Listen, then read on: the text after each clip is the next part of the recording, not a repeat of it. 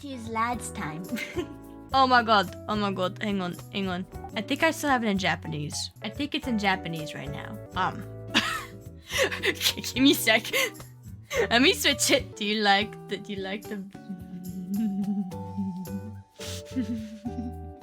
anyways. it's the new it's a new Xavier. You haven't spoken for a while. What's on your mind? It's the new card that's like, hang on, not here. Where is it again? Change. There you go. I am currently in part 3. Last time we were hanging out with Silas a lot, yeah. So Silas is my second favorite character, but I've noticed a lot of people in the community because whenever I did the wedding event, I noticed that a lot of people are like, oh, Xavier, he's like a baby, yeah, I like him, like he's so cute. But then for Silas, it's like, whoa. It's like everyone becomes feral. So get ready for that.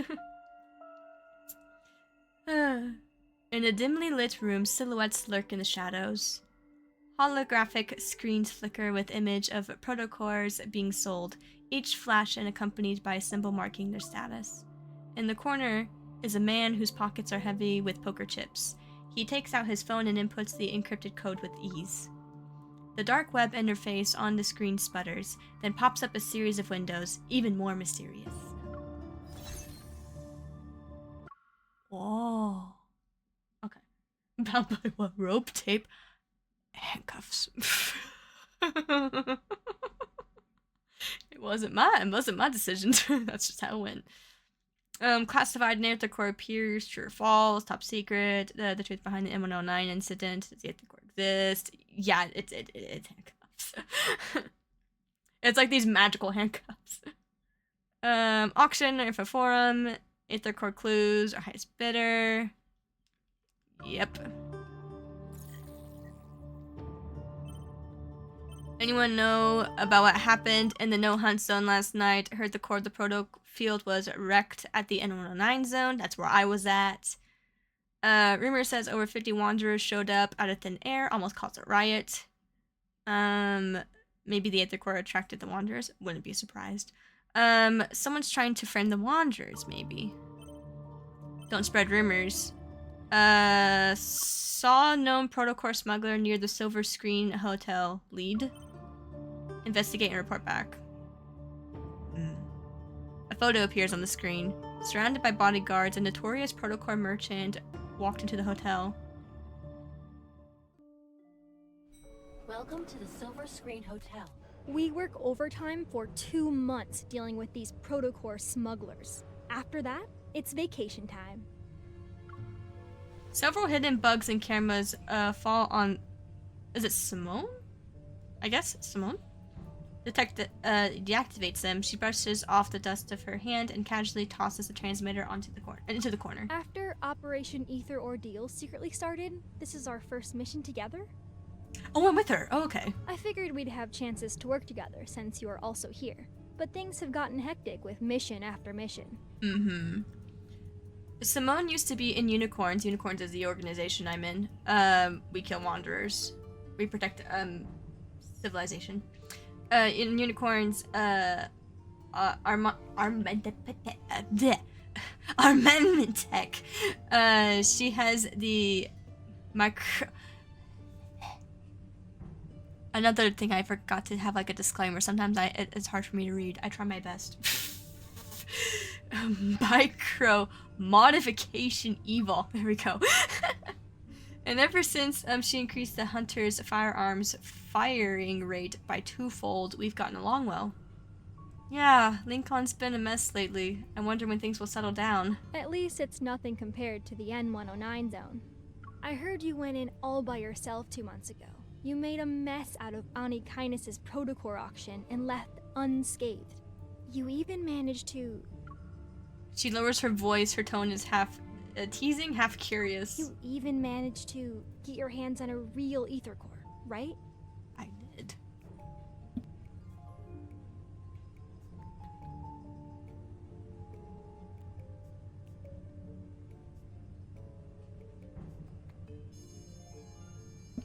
Sorry, my dad was nearby. Sorry. My dad, had to go to the bathroom. Yeah, I thought she was gonna bring up Silas or something. Well, technically she is if she's mentioning the Honor Kindness. Yeah, I did get my hands on a real Aether Core.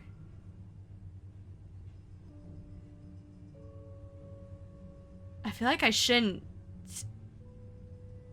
Oh.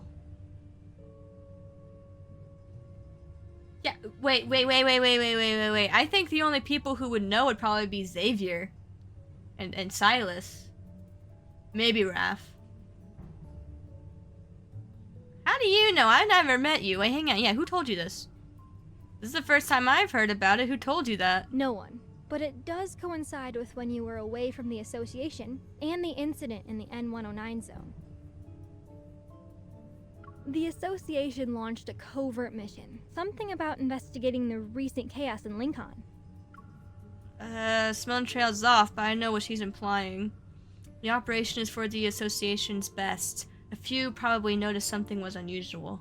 Relax. This is top secret stuff. There aren't even leaks, let alone whispers. I wouldn't mind catching a glimpse of this ether core to see what all the fuss is about, though.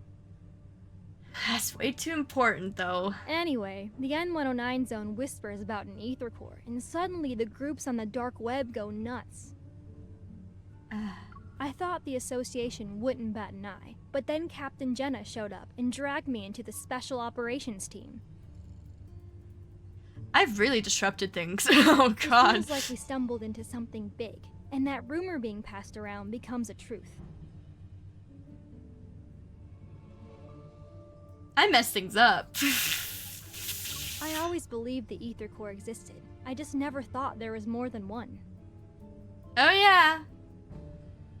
Yeah, because I have an ether core in my heart, and Silas has one in his eye. Yeah, there's more. If these smugglers have the real deal, that baby's going straight into my railgun. The elevator keeps climbing as if it's taking us to a rooftop that's directly under the Deepspace tunnel. For a second, I feel like I'm back under the N109 zone sky. Allow me to jog your memory. Oh yeah, we saw like bits and pieces of our past life with Silas in the past life. Also, I forgot to mention this. The reason why this is considered like an ultimate game, like dating game, it's because we have been with all of these guys at some point in time in our past life. Because of my heart, I have like a special heart that has like an aether core in it that allows me to reincarnate. Do I have memories of my past lives? No. But do all these guys remember me? Yes. So that's why. From your past to your future, to even all the crimes you'll inevitably commit. So whenever I did get bound to Silas, there was flashes of like my past lives whenever I was with him. After all, you and me, we're the same. My memories are too fragmented and unclear. Is it because of this aether core? My hand touches my chest, the warmth pulsating like another heartbeat. Heads up, you two. We hacked the hotel's security system. You've been That sounds whitelisted. like a Come and Clovis go as you Prey from please. D2. Oh, also the, you can't look up the voice actors, they're secret. The voice actors are secret. We're not supposed to know who they are. The voice actors in the other languages, though, yeah, you can look those up. But the English dub ones, they're a secret. Andrew, the captain of Data's analysis, is micromanaging all intel for Operation Aether Ordeal. He's communicating via earpiece. Rendezvous in conference room 3909. It'll be showtime in 5 minutes. Oh. A holographic 3D map of the hotel flickers to life before me. Modules mapping into place. Simone winks. She's very fond of her latest gadget. The moment you meet up with the target, Evo will be transmitted through your contact lenses device to alter his memories. He'll think you're the buyer he met before. You have a 30-minute window, so make it quick. Okay. Understood. We'll grab the item and see if any aether core is present. Anyway, we can fight our way out if things go south. Are you doubting my new gadget or her evolve? Simone's adjusting my dress as she equips a protofield disruptor that's shaped like an earring. I refreshed and got stuck with an ad wall. There's different VAs. Yeah. Because you can have this game in English, Japanese, Korean, and Chinese. All of the voice actors are public except for the English dub ones. Our reflections stare back at us in the glass. Simone looks stylish in her secretary attire, and I'm wearing a simple, elegant dress. I didn't think I would be the heiress again after a return from working as a hunter. Yeah. At least my time in the N109 zone taught me how to bluff. That is true. A ding announces that we've arrived at the 39th floor. Simone and I exchange a look. Here we are. Let's do this. Alright. There is some gameplay, by the way, but it's only if, like, it shows up. Most of the time we just do reading. Yep. 1 hour later. With all this fuss, I thought I'd finally see the real deal. But these were all duds. All duds? While we didn't get an Aether Core, the mission wasn't a waste of time. We have all these modified protocores. The protocore smugglers are taken away, and Simone and I return to the Hunters Association. Special authorization confirmed. Good job, everyone. Do your weapons or gear need to be maintained or repaired? Put them on the table. So Otto's cute. And just between you and me, Hunters Huntin' is serving a fancy meal tonight. Don't miss out. A meal? Yeah, we getting us dinner? The little robot loudly whispers as it almost waddles to the armory with my Simone, weapon. your gear suffered some wear and tear lately. Over 65% of it has been damaged in the past 2 weeks. If she didn't help you control your evil, that number would have been higher. 70% at least. Andrew is glued to his multi-screen setup, the windows flickering to life like a digital butterfly swarm. Look, if building a powerful weapon turns out to be a mistake, you can punish me. Also, lead Andrew, it's been 2 months already. Are there any signs of that Aether Core? I can understand why the association hasn't told anyone about this. It can't be about saving face, no? Alright, check this out. Jenna! It's my captain! All rolled up combat uniforms land on the table. We look up to see Jenna walking towards the control desk. Captain, what's going on? A weird yet familiar feeling pulls at my chest. I unfold the uniform. There lies a flat, round object I recognize. It's a hurt knave's head. Simone wrinkles her nose in disgust. Without missing a beat, she snatches a pen from Andrew's desk and uses it to push the head away. She ignores the look on his face. How could they just leave a head? Where's the protocore? Hi, Maggie! I'm doing good. We just started some Lemme Deepspace. We're in part 3. Jenna finishes drinking her water and tears open a package. She takes out a bread roll. Because there was only the head. It showed up on Faye Street without anything else. The protocore must still be in its body, but who knows where that is. So, already you can see something's not right here. It has a story. It's always had a story.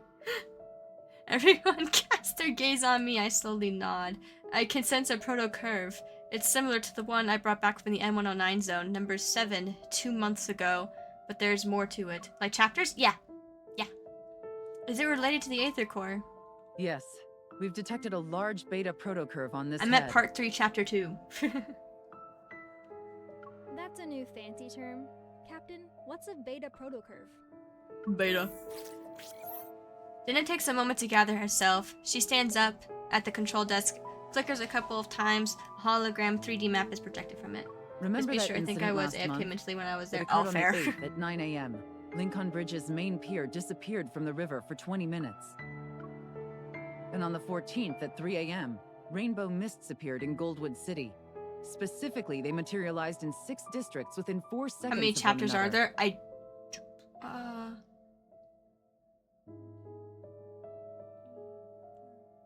There's like 5 parts right now. How many chapters in total within those 5 parts? I don't know.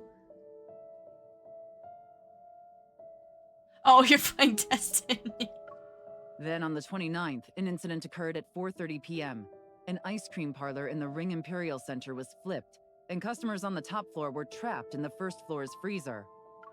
The Wanderers behind these have one thing in common. The protocurve produced by their protocores are capable of distorting space itself. What the heck? We're calling this unique protocurve a beta protocurve for now. Wow. I won't get into the details of the analysis.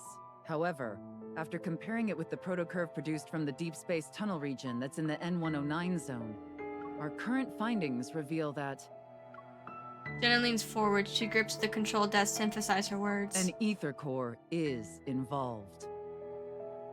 That's because of me. That's because of me. Based on our observations of these Wanderers, the Intel Department and Advanced Tech Labs predict we'll observe more beta protocurves in the future.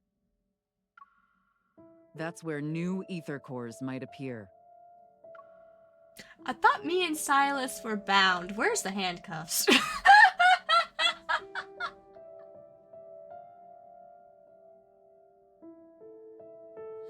that only happen if, like, we're nearby each other? Does that only happen if we're nearby each other? I'm just confused because that's where we left off. That's where we left off. We had like magical handcuffs around us. On the map with Lincoln City at its center, points of interest start appearing. There are potential locations and they're everywhere. Some are even thousands of kilometers away from the city. Everyone, it's getting dark. Peace. No! Night will fall, and we all know the big guys lurking in Lincoln's shadows are about to make their move. Oh my god. Oh! We're at Xavier's house. We're at my man's house. Captain Jenner revealed a lot of info today. There's another ether core aside from one in my house and the one in Silas's eye. Not my house, my heart. Sorry. I'm still like on the talk of like, we're at his house! But it could be any of those locations, and this ether core might be incomplete, similar to how the one in my heart was at first. It'll take some time to find that ether core. Our mission goes beyond just collecting ether cores. We also need to investigate the shady organizations that covet them for their own goals. Mm-hmm. They're essentially a ticking time bomb. You have to know their motives. We'll split up for now, but try not to alert why the they enemy. want it. We don't want to make things worse. I saw an account that was only focuses on Silas, not Hey. say so. I don't know what you went through in the N109 zone, but this operation is a marathon, not a sprint. Don't be a hero every 5 seconds. Patience is key. I have no idea how she would react if I was like, hey, so I like hung out with the leader of the On the Kindness. Like, what would you do if I just like openly was like, yeah, I talked to like the head of the people that you see as an enemy. We hung out. We hung out. I was in like his mansion for like 2 or 3 days. Oh my god.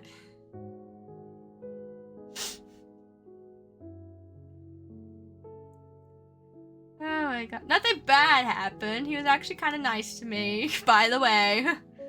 After spitting out my toothpaste, I put my toothbrush and stared at the reflection. Oh! Are we at my house then? Oh yeah, the apartments look the same. Every time I see this view, it's most of the time it's like saying, oh, we're at Xavier's house. That's why I was like, what? Are we at his house like just to like catch up or something? Like, hey, so thanks again for getting me into the N109 zone. Let me tell you what happened. I think the girl was doing art out of hot encounters. I do want to be the hero, yeah. But I do understand her concerns. I mean, she's my captain. I unearthed some interesting info in the Association's archives today. There are also a few loose ends from my time in the N109 zone that need to be addressed. I should first deal with what I can handle right now. So...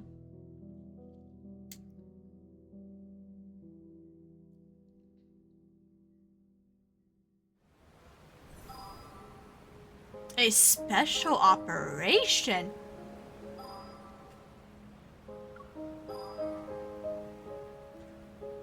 Oh. Choose a clue to investigate. I want to go hang out with Xavier.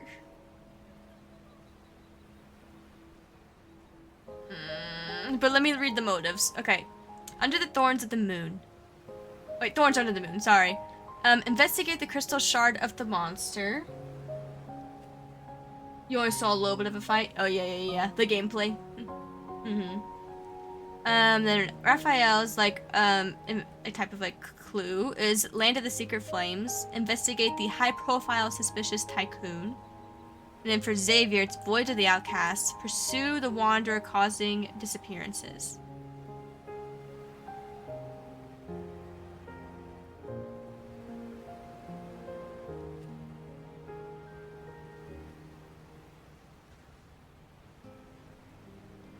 If I'm being honest, either Zane or Xavier's seems more important.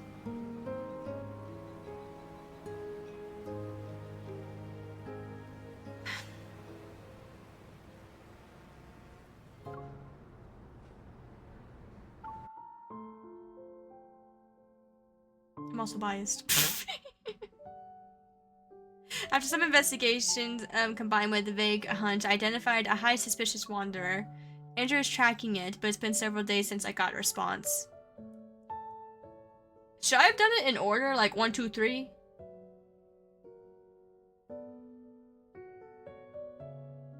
Should I do that, or do you want me to carry on? Because I can leave, if you want me to do that.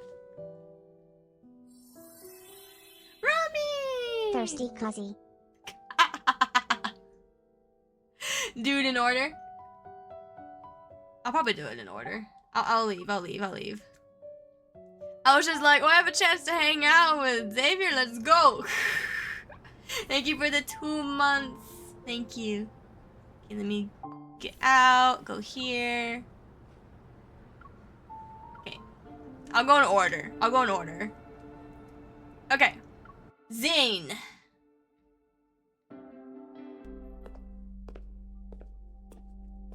The sound of footsteps reverberates a hollow echo upon the marble floor. Looking up, Zane once again sees that familiar silhouette of a girl.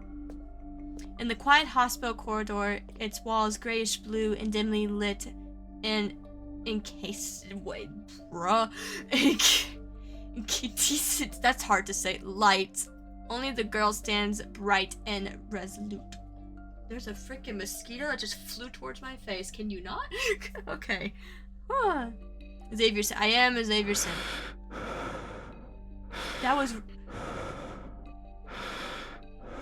Good sir? Good sir. Thank you. That was right in my ear. Yearning to call out to her, yet incapable of making a sound, he has no choice but to quicken his pace. He runs after her. Yet at that moment, terrifying black crystals erupt from the surrounding walls. No. Stop. Catch up to me then, bro. I didn't ask for ASMR. Visual ASMR is later. Without warning, the entire space distorts. Those sharp spike hurtles towards the girl's throat. Hey, don't kill me. Panicking, she turns to face him. As their eyes meet, her lips quiver in despair. Softly whispers broken, desperate sounds. Zane? She's calling out for Zane. Is he sleeping? Oh, he's sleeping! Wake up, Zane! Wake up! Cover should put on makeup! I've got to fade away, shake up! And I'm finally back home, I can use these. Yeah! Yay! Yeah, we do have some 7TV emotes. We have a few Love and Deepspace ones. Do like have fun with them. Inside Oxo, I also don't know if I'm saying that correctly ever. Sorry. It's the hospital. A rehabilitation center. Zane suddenly opens his eyes. He's in a sleeping pod, and his unfocused gaze slowly adjusts. Did you have another nightmare? Yes. Does this work on Opera because I only see text? It does. Yes, you need the 7 TV extension.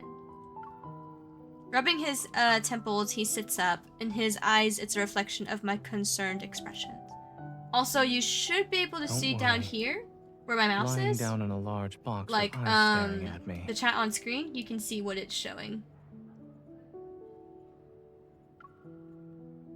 If I could sleep well with that happening, then you'd actually have something to worry about. This is one of the love interests, by the way. Hey, I care about you. What else am I supposed to do? Someone hasn't gotten a good night's sleep ever since he returned from the Mountain Eternal. That is true. He was at Mountain Eternal for a while. He also keeps using nightmares as an excuse. After returning from Mount Eternal 2 months ago, Zane's health hasn't been good. It's gotten to the point where he can't sleep at all. However, he doesn't talk about what happened in the Arctic.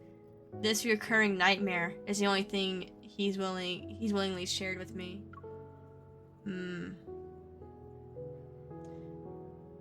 So I'm assuming he doesn't want me to worry. I'm assuming. That's why he's just like being silent about it. You still have a business trip next week. At this rate, the doctor might end up collapsing before his patients. He's a doctor. Even if I collapse, there will always be another doctor to take over. No matter what. It's a principle. I press my finger against his lips as a warning. No matter how many doctors there are, no matter how many doctors there are for other people, my doctor is right here in front of me. All right. I'll be careful and stay alive. Don't let my worries be a burden on you. I think you started having nightmares after I gave you that crystal fragment from the M109 zone. Zane takes his coat from his coat rack beside the wall. Together we enter the corridor. They aren't connected, so don't overthink it. It's just a coincidence. Speaking of which, there's been progress with the analysis of that crystal. Oh, do tell? Is it related to the protocore syndrome, which is what I have? At the moment, I've developed a hypothesis based on the data. I'll share the details with you once there are conclusive results. Okay. Stepping into the elevator, I press the button for the ground floor. Zane's reflection appears on the closed door. The dark circles under his eyes, underlining a deeper weariness. What dark circles? This man's looking gorgeous. Take your time. You should deal with your insomnia first. Since I can't sleep, I might as well be productive with my time.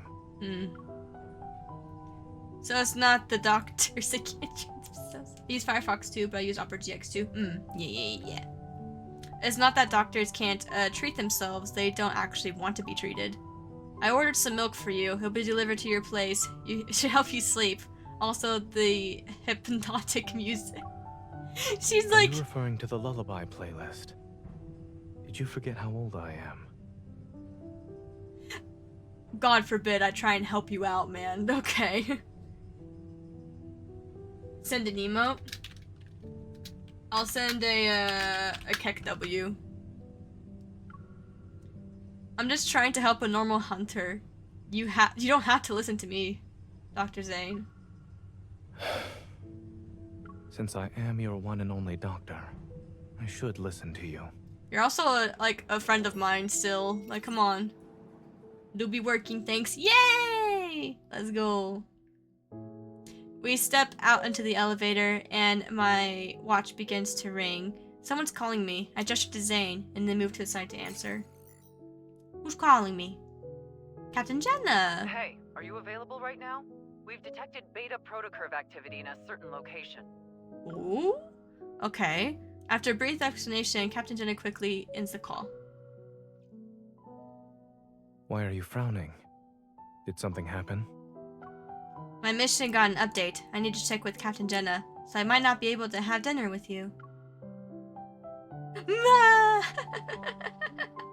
Just as I'm about to sprint to oh, wait, wait. Why'd that go by so fast? I didn't, I didn't click it for it to go. Hang on. Just as I'm about to sprint to the hospital's main entrance, a pair of hands lands on my shoulders and steers me into a different direction. Don't run just yet. What's up?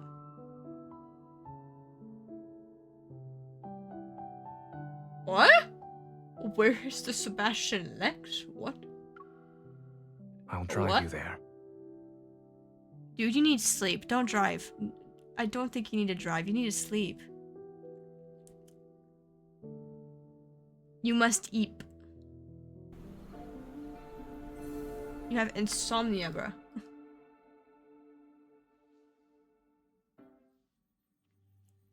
Dinner!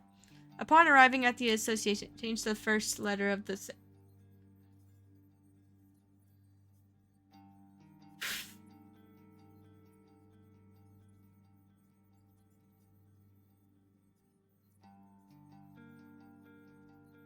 Okay. Okay. I thought you said Sebastian, not... Okay. And I'm realizing I read it wrong, and now I know what you mean. Okay. Okay. Okay. This isn't Honkai Impact the Third. That's later. Upon arriving at the association, I find Alpha Team's office engulfed in silence. Only Jenna stands before the control desk. Her gaze is fixed on the few zoomed-in photos that have been projected. Valid. Perfect timing. Let's look at these together. She waves her hand, and those photos are pushed towards me. As I approach to get a closer look, it becomes evident that the distinct figure appears in every picture. The figure is also marked with conspicuous colors, which show traces of the beta protocurve. Every Hoyo game is like that, just Honkai is more. Yeah. All of them are from the same Wanderer. Yes, including this morning. Andrew has found its traces 5 times. Beta protocurve activity was detected in every instance. That means it's related to an Aether core. It could very well be carrying one, or an Aether core fragment. Another screen comes into view, showcasing an array of data and information, and positioned at the center of the blurred image of a Wanderer. Huh. Also, because if you put this Wanderer can move by distorting space, and we haven't captured a complete image of it yet. Some of the men in Honkai are so, like, beloved. Like, you look at Welt, Kevin, you know. There's, what's his name? Kiana's dad has, like, some kind of silly representation. We also have, like, Kalpus. However, Sue, the Intel department Cosma. made a discovery. In areas where it did appear, Siegfried, many that's patients it. with protocore syndrome have fallen into a coma. Some even go into shock. Auto. Just kidding. My gaze has fallen on the left side of the screen. The text reads, location, Chancia City. I hope I'm saying that right. I just want I'll Kalpas. be heading to Chancia City next week. There are a few patients with a severe case of protocore syndrome, so they require Oxo Hospital's assistance for their treatment.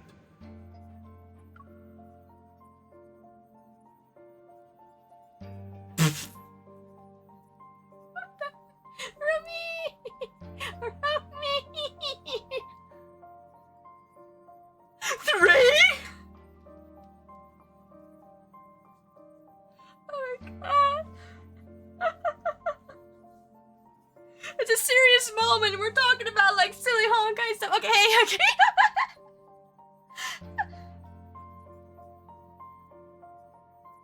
Yeah, each eye of mine cried. Yeah. Anyways, those patients that Zane mentioned might actually be victims of this Wanderer. Right now, we suspect there's a connection between these 2 incidents. We could start looking into those patients. And it just so happens that Oxo Hospital will send a medical team to Chancia City next week. Captain, I would like to make a request. Let me join the medical team as a hunter escort to investigate the Wanderer. Your request has been approved. Our Chancia branch has also started its own operation. Your mission is to confirm whether or not there are signs of an Aether core.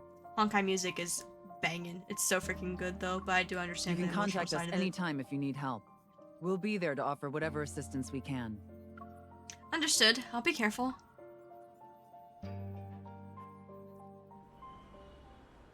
As I leave the association, Zane's figure appears in the distance. He's patiently waiting by the road. Just as I'm about to walk over, a massive bouquet of white roses suddenly appear and engulfs my vision. Miss, I've heard so much about you. It's an honor to finally meet you in person. Who the fuck are you? You are? I'm sorry. I almost forgot that this is our first meeting. But you should have already received my business card a few days ago, along with the flowers. I'm getting sus vibes. I'm getting sus vibes. Ruby has a good song, yeah. Tina can also make me cry whenever she wants to.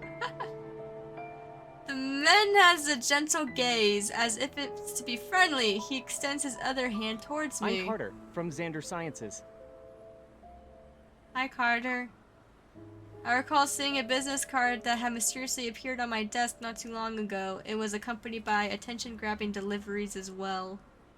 Oh, those are for you. Thanks to your efforts in apprehending those protocore merchants, Xander Sciences was able to recover a valuable batch of protocores.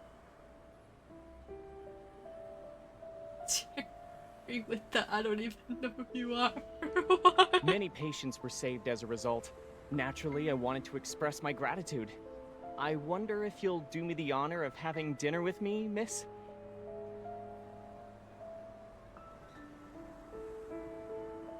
I'm sorry. This is the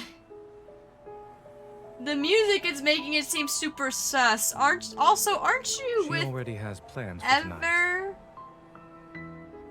Isn't he? It wasn't Xander like science with Ever? Because if you're with Ever, fuck off.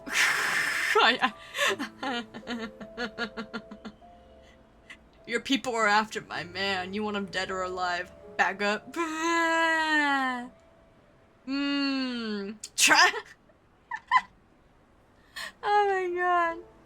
Hand pushes away the bouquet. Thank you, Zane. Zane's saving me. Zane then pulls me to his side, and as he moves to stand between me and Carter. Upon seeing Zane's face, Carter's expression noticeably darkens. What a coincidence, Zane. They know each other. It's been such a long time since we last saw each other. Why don't the three of us have dinner together?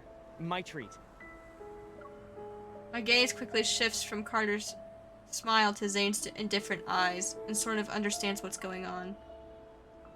I'm sorry, Mr. Carter. The association strictly prohibits hunters from accepting dinner invitations for work purposes. Let's go. Okay. Just as I'm about to turn around, the bouquet blocks my path again. Miss, I understand there are rules about not having dinner, but the flowers didn't do anything wrong, right? I feel like this is a trick. There's something wrong. Before I have the opportunity to decline, Zane swiftly takes the white roses. He glances at them, and with a blank expression, he gives the roses back to Carter. They're much appreciated. Unfortunately, there's no room for them in my car. Yeah, he's too persistent. They have Fent in them. Oh, God. Miss Hunter? Yeah, I can't help but think there's something with the roses. Why you want to give them to me so bad? Quit calling to me. With Zane holding my arm, I leave. Carter persistently follows us. Actually, I'm here to give you a reminder. Dude, back The off! outside world isn't as safe as Lincoln. Be careful when you're traveling. Fent flowers.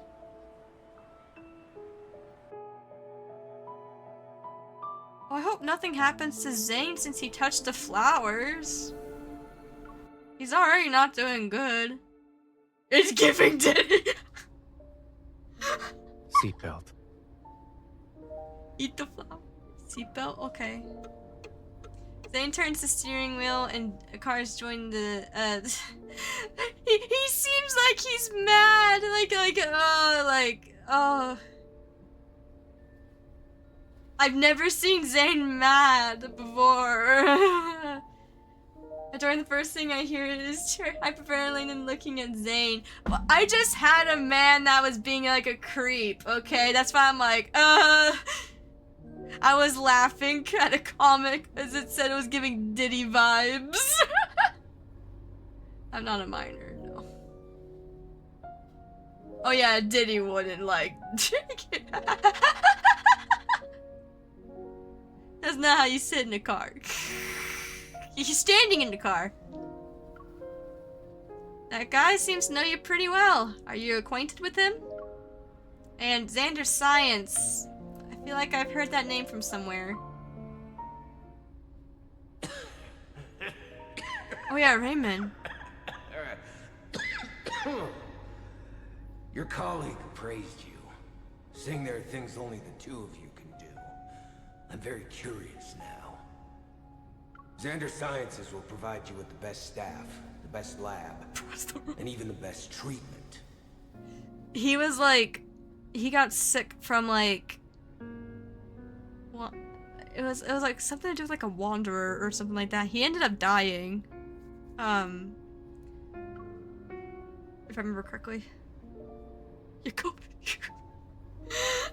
The person Raymond mentioned when we were at his place, this Carter, right? That's we Carter. studied under the same professor. That's it. The paths we're walking are completely different. You two aren't like-minded from what I can tell. I also feel like he's both. Both, honestly. He was very suspicious, and the way he was like acting was a little crazy too. Take the flowers. Take the flowers. It's like,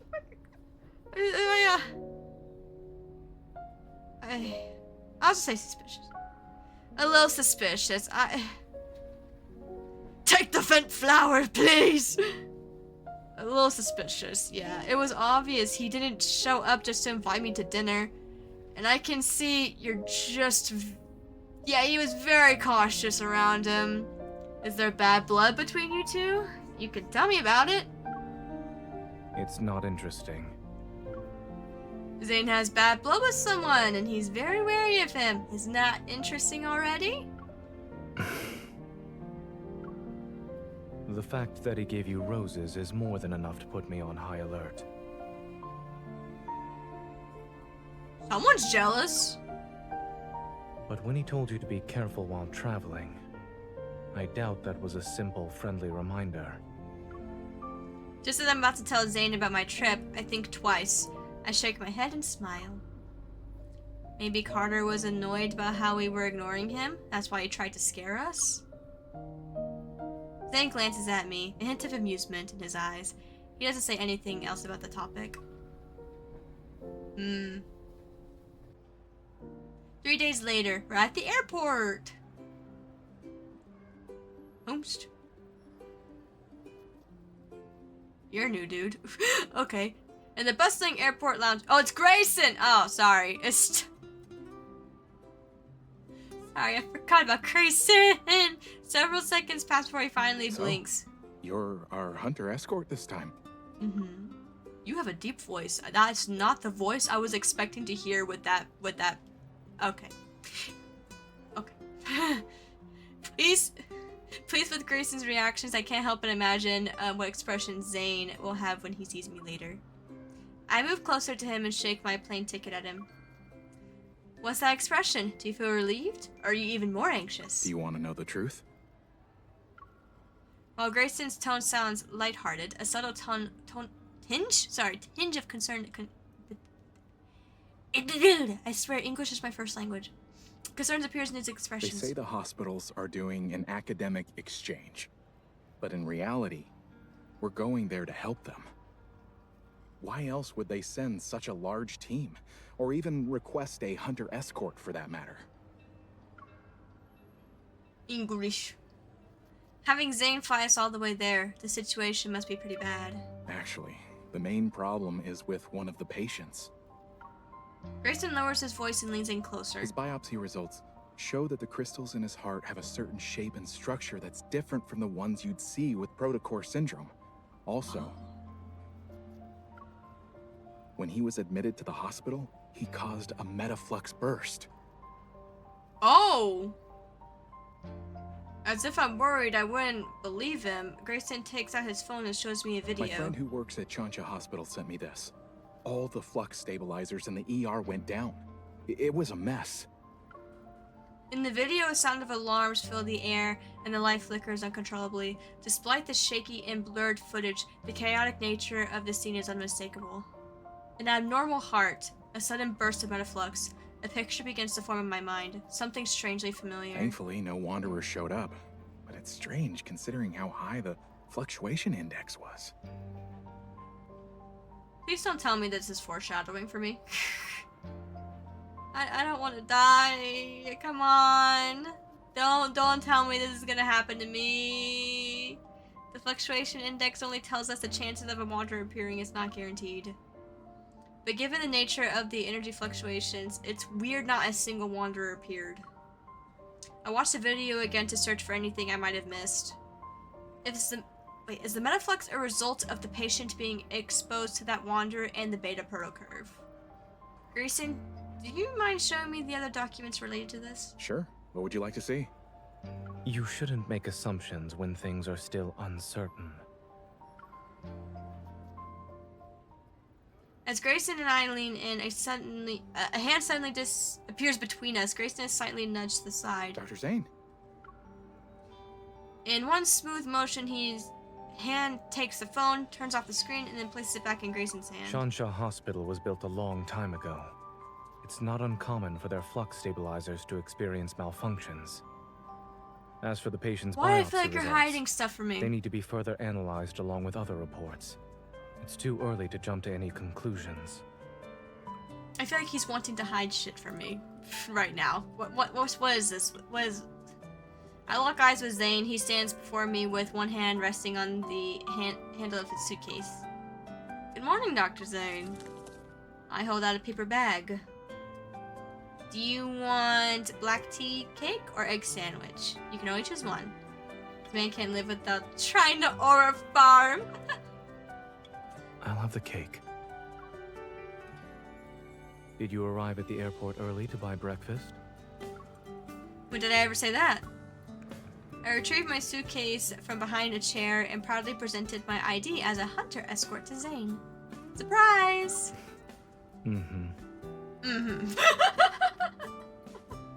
Contrary to my expectations, I see no trace of astonishment in Zane's expression.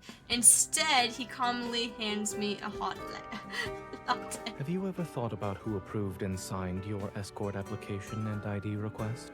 Stream hopping, have a good rest of your stream. Thank you, Fire. Thanks for stopping by. Have you ever... Sorry, I didn't hear what he was saying. I can reread it. Have you ever thought about who approved and signed... Thank you for... signed your escort ID request?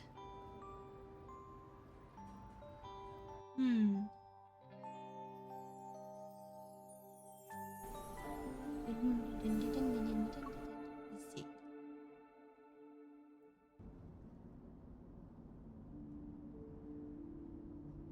Why am I yawning? Oh god, sorry. Again, it was a long day at work for me. That's probably what's going on. My body's just like, a lot happened today. The flight takes several hours. Eventually, the plane lands in Changsha Airport. Again, I hope I'm saying that right. I don't know, my brain. I can't. But yeah.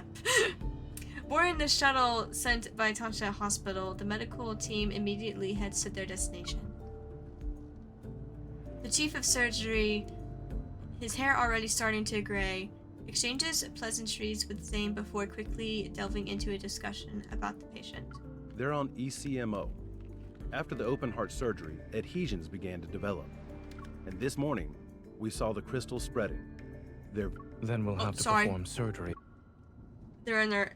It's very close to their lungs right now. They'll have to perform... As soon as possible. Surgery as soon as possible.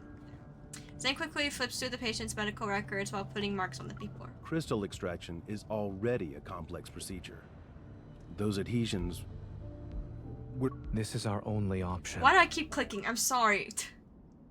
Those adhesions we're worried the patient won't be able to be in a stable condition when we're under anesthesia. Just... I'm sorry! No! We must perform the surgery. My finger just keeps going like, yeah, click, Let's reassess click, the click. patient's health and proceed once his physical condition allows it. Also, is the fishing work? I haven't tested the fishing. Yes, it is working. Okay.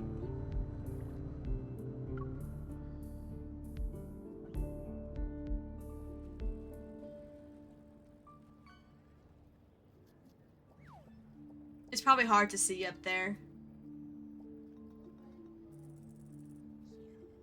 Move it.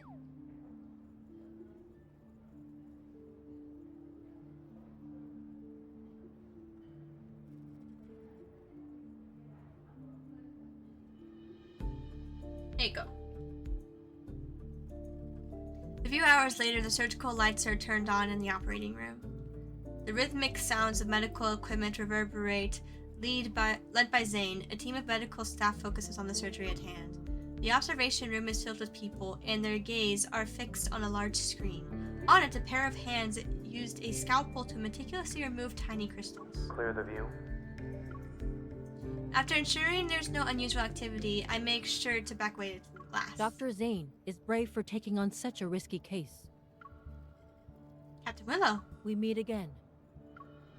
During my previous visit to the Chancellor City, we worked together. After exchanging formalities, she shows me the updated data. In a matter of seconds, the records of the Wanderer's recent activities appear on my watch's built-in 3D map. It manages to traverse the entire city in 5 minutes. I've never seen a Wanderer move that fast before. Captain Jenna said there's no clear image of the Wanderer yet. Do you have any new leads? We did some comparisons. Aside from the protocorps not aligning, the Wanderer closely resembles Mist. Mist. Okay. But if you look at all the data, the traits this Wanderer exhibits are different from the Mist I've seen. Yeah. I don't know what got into it, and how it managed to hide so well. Perhaps the Aether Core made it mutate or something? Suddenly discussion erupts next to us. It draws my and Willow's attention to the screen. A scale-like tiny crystal is slowly being peeled away from the edge of the blood vessel. Surgeons have some steady hands, huh? The crystal. It's exactly like the ones on the monsters in the N109 zone. Zane must have noticed it too. Regaining my composure, I immediately look at him. Under the surgical cap, his eyes remain calm and focused. He continues with the procedure, until the crystal is placed into the surgical tray. Does it look alright on the ultrasound? Yes, it came up. Any bleeding? No. Let's wrap it up. Meth. No! Not crystal meth. Applause erupts throughout the observation room and relief washes over me. However, I feel a strange, unusual tremor in my chest. Something is rapidly expanding. Metaflux. The alarm from the flux stabilizers resounds throughout the entire operating room. Captain Willow and I exchange a look and immediately get to work. She starts evacuating the spectators while I run to the intercom. Zane, a Wanderer is about to appear. You need to move. Dr. Zane, the patient's blood pressure is dropping. Increase the adrenaline to 0.1 micrograms. The grimace shake is taking effect. The alarm becomes louder. I immediately pull out my gun and aim at an area where the energy fluctuations has peaked. The faint energy fluctuation dissipates, yet the tremors I feel in my chest show no signs of subsiding. Zane, you need to leave, or else it'll be too late. The patient's vitals are unstable. Moving them isn't feasible right now. Throughout the glass... Oh, no, through the glass. Through the glass, Zane looks up at me. His gaze is as calm as ever. Suppress the accumulating metaflux with your evil. I met Zane's gaze that carries a subtle attempt to comfort me. My attention turns to Grayson, and the others too are visibly worried. They wait for my response. I'll do my best. Give me 5 minutes. Let's continue.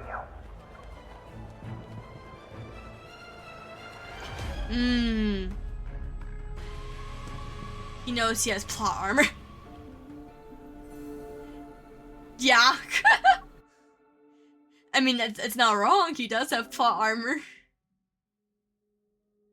Using my evol and the flux stabilizers, I successfully buy the necessary time for Zane to finish suturing. When the surgery ends, the metaflux suddenly dissipates as if what happened earlier was an illusion. Other medical staff will handle the follow-up procedures. I change out of my sterile suit. Just as I'm catching my breath, Zane pulls me into the lounge where no one's around. Alone time. Give me your left hand. I'll do a quick evil examination. Okay.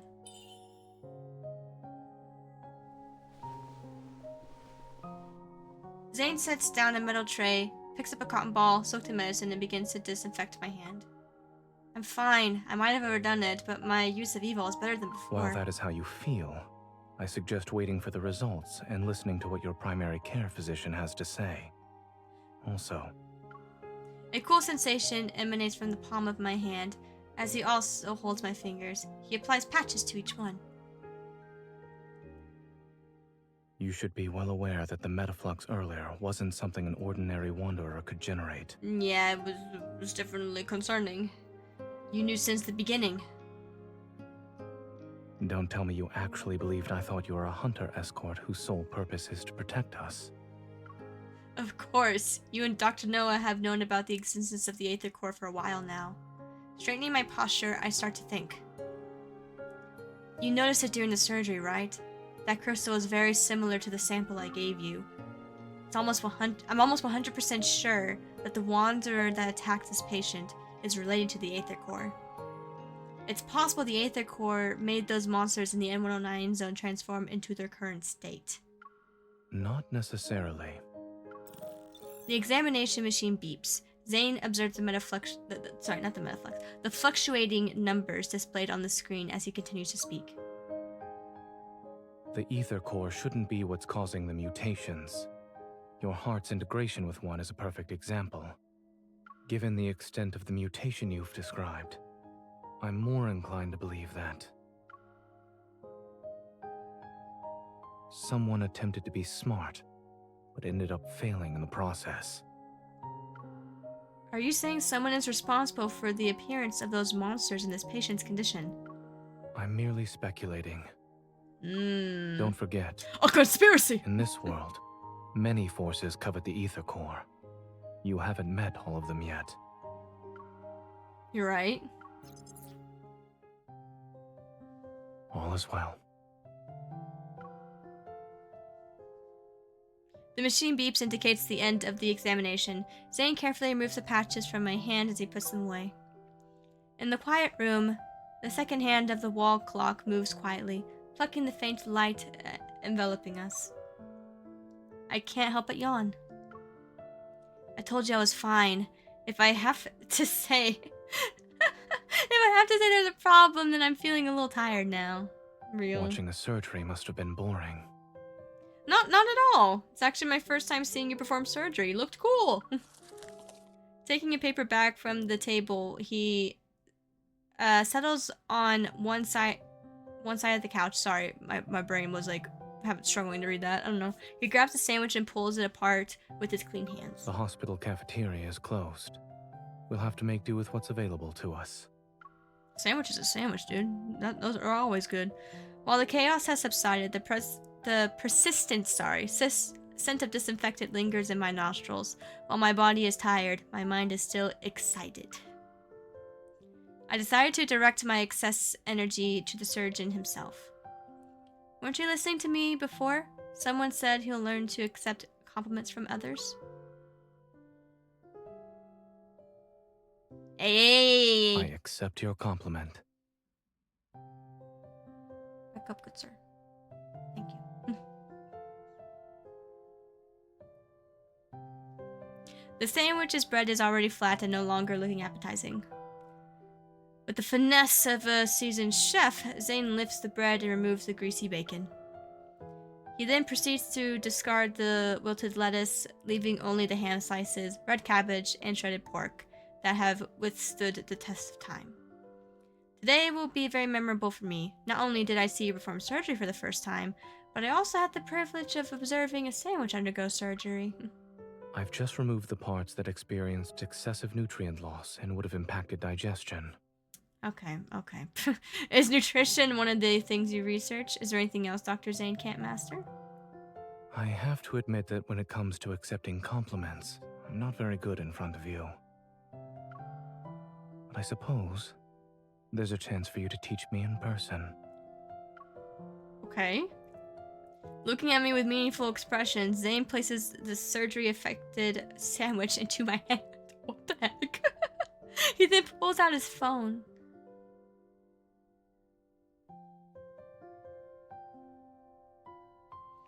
Baffled, I lean in and watch as Zane taps on the message notification. He opens up a new medical team group chat, which was created earlier today. Grayson has shared a group photo there where the medical staff, their smiles tinged with weariness, hold glass vessels that are visibly cracked. What are these? Cracked by the energy, I couldn't contain what I lost, my target. You overdid it, yes. But the medical staff said you're the most surprising hunter they've ever seen. They don't need to go that far. Embarrassed, I sheepishly laugh. I quickly shift my attention to eliminating that sandwich.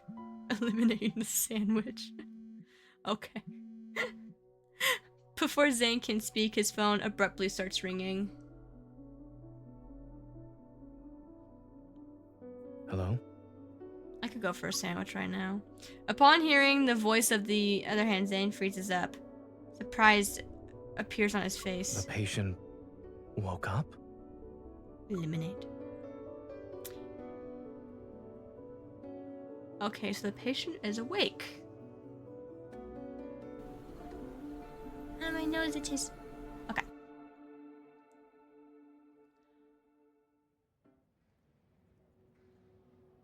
When Zane, Grayson, and I arrive at the entrance of the ICU, a nurse approaches us. Do you know why he regained consciousness so quickly? We're not sure. He shouldn't have woken up already. Look at this, Dr. Zane. All his vital signs are improving. Zane and Grayson change into sterile suits and enter the ward. I wait outside. Can you hear me? Do you remember where we are? Look at my finger. I really wasn't expecting him to save the patient when they were at death's door.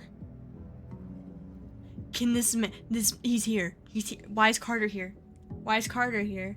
Why is Carter here? Why is Carter here? Why is Carter here? Mr. Carter? Hello. We meet again, miss. Okay. With the sudden appearance of Carter, I cautiously step to the side. However, he greets me with a smile. He raises both of his hands. Don't get the wrong idea. I wasn't following you. Sure. This patient happens to be an important client of Xander Sciences. After hearing about the incident, I decided to pay him a visit. You weren't there whenever he was in critical condition. I don't think he's that important to you. What do you mean? He leans against the wall and casually looks at the glass door. If it weren't for Xander Sciences, his fragile heart would have stopped a long time ago. What we're pursuing is far more stunning and ambitious than these petty solutions. That's so. Observing my indifferent reaction, Carter furrows his brow. A hint of disappointment appears on his face. Aren't you curious about the kind of work we're doing? I'm not. He shakes his head and his unusual pretentious smile graces his face again. It's okay. You'll be interested someday. This man is so sus. He is so sus. I don't. After all, only Xander Sciences can provide answers to the questions about your heart. How do you know about that? How does he know about that? The game closed. What happened? The game closed. What?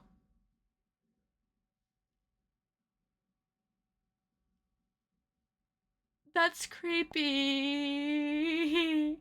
That's creepy. That's creepy. Do you know like that meme? Like that meme where it's like, this man is currently like this amount of distance from you and the distance just keeps getting like less and less and less. That's what I feel like right now with Carter. Oh.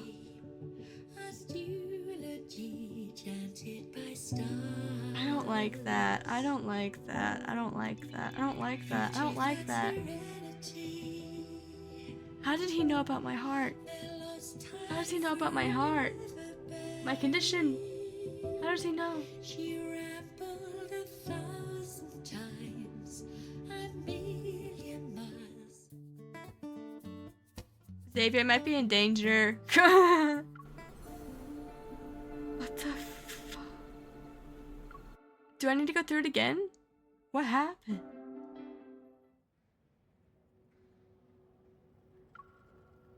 Okay. Do you know why he regained consciousness so quickly? We already did this. Let me just like get to where we left off. Let me see if there's more. I really... Hello. Don't get this... What do you mean? If it weren't what we're pursuing... Aren't you curious about the kind of... It's okay. You'll... After all, only Xander Sciences can provide answers to the questions about your heart. Okay, now we're good. Okay. Frowning, I suppress the urge to ask more. I redirect my attention back to the ward. Hi, Grayson. Hey, Dr. Zane wants you inside. Okay. Grayson hurriedly walks out and hands me sterile suits. Excuse me, this is the ICU. For the patient's sake, we kindly request that unrelated individuals leave. Yeah, get out of here, Carter.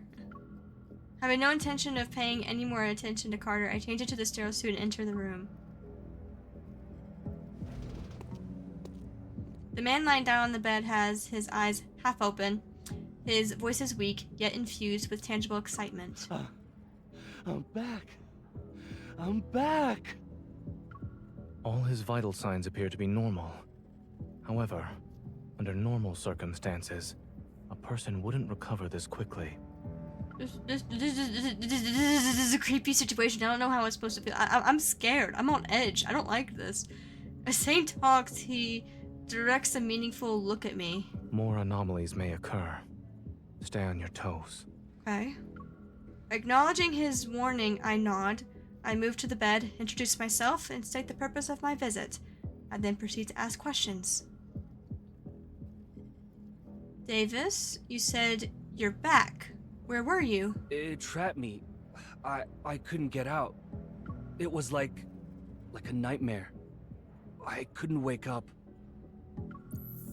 I turn on my watch and pull up a picture of Mist. When you say it, do you mean this? Yes. It was that thing. It was inside of me. But it wasn't. Okay. Suddenly the vital signs monitor starts beeping loudly. The man on the bed begins convulsing as if something's trying to choke him. Metaflux! I quickly pull out my gun. A sense of more intense fluctuations. It surges and engulfs the entire room instantly. Grayson, transfer the patient to another Room room. busted. And prepare for No, shut resuscitation. that! Unexpectedly, a rift appears and reveals the shadowy figure of a wanderer. Moving myself to the front of the bed, I point my gun at the wanderer. However, it disappears into the blink of an eye. A second later, it materializes like a phantom in another location. Hey, behind you. Evading and slash, I aim my gun at the center of the fluctuations. However, a tremor overwhelms my chest. I barely felt any pain. Only a dense white fog surges before me and obscures my vision. The war dissipates as if my surroundings are transforming into another realm. The last thing I see is Zane rushing towards me. Zane, watch out. Am I passing out? It's the fed flowers.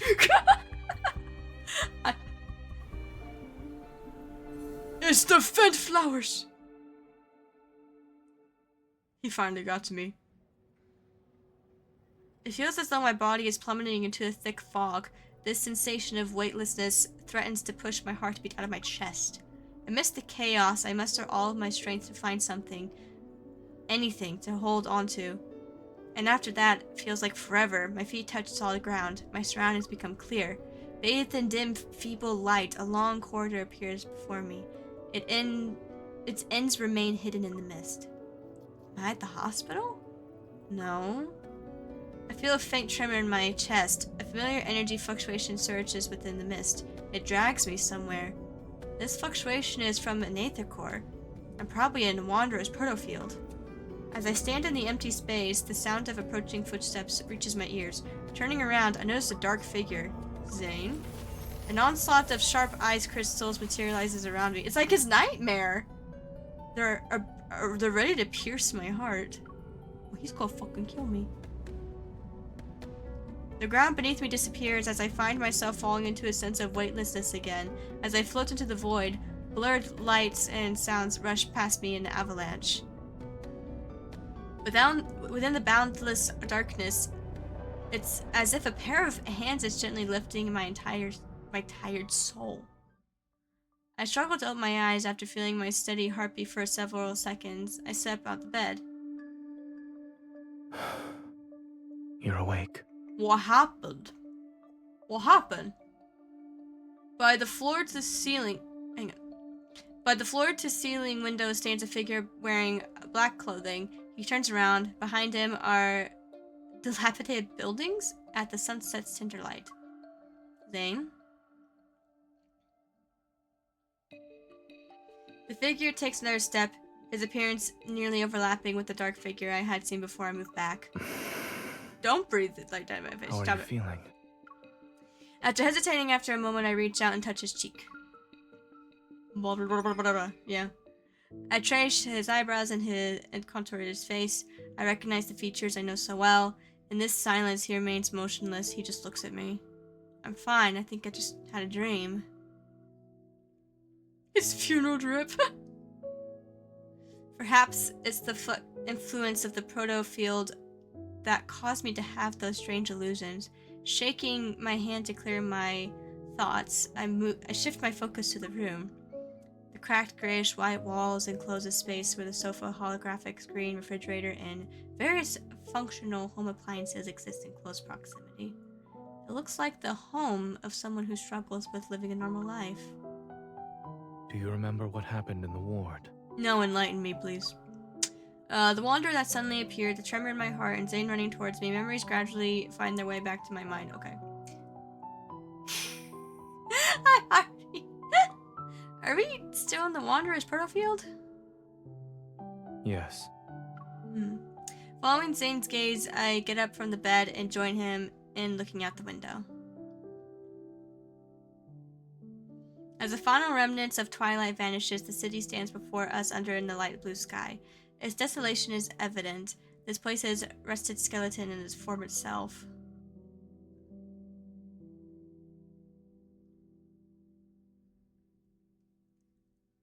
And although it's faint, the energy fluctuations around us are similar to an aether core's. This wanderer's protocore must process an aether core's energy. But in my dream, for the stretch, it's as if the chill from those icy crystals still lingers in the air. I grip my arms more tightly. Holster check. You're awake now. Remember that whatever you dreamt about was only a dream. But what's interesting about it is that we both dreamt the same thing. A blanket is draped over my shoulders. I reach out, but he walks away before I can touch him. Zane opens the refrigerator, revealing a collection of peculiar bottles with mysterious liquids and a jar half filled with chocolate. After opening the jar, he offers a few pieces to me, the package unacceptably fancy. I'm not hungry. According to my perception of time, you've been unconscious for 2 days. Oh! Well, If then you give me the don't eat chocolate. or drink something, I'm afraid you won't have the energy to find the Wanderer. The scent of chocolate saturates the air and ignites my appetite. What if the Wanderer launches a surprise attack while we're resting? Despite my words, I find myself sinking into the worn-out couch. I unwrap the chocolates with Zane. I look up, and my gaze falls upon a bit of a vibrant green on desk. It's a flower pot with jasmines in it. It sticks out like a sore thumb in this desolate world. While the branches and leaves retain their green hue, the stem has already started to wither. Is it normal to see jasmines in a wanderer's protofield? What are you implying? The patient who was attacked by the wanderer fell into a nightmare. They were trapped in their own dream. In other words, the environment we're currently seeing as a protofield must also be a manifestation of someone's dream. And I don't remember ever seeing anything here. This is your dream. So this is your dream. Are there Makes any sense. comments you'd like to make about it? Even in a world as broken as this, chocolate still exists. I expect nothing less from you. Shouldn't you be saying something like, "Thank goodness it's Zane's dream. We can still eat chocolate." Zane, who's wearing nothing but black clothes, appears somewhat strange, but this is how he sees himself in his dreams. I have dreamt of this place. However, the jasmine hasn't wilted yet, and the world itself isn't in such a dilapidated state. Is this the nightmare you've been having then? Zane is quiet for a while before responding in a soft voice. Yes. Don't be scared, dreams are the opposite of reality. I offered the unwrapped chocolate to his lips. Try it, who knows? Maybe the chocolate in your nightmares doesn't even taste like chocolate. He lowered his head and eats the chocolate. It's carrot flavored. Liar.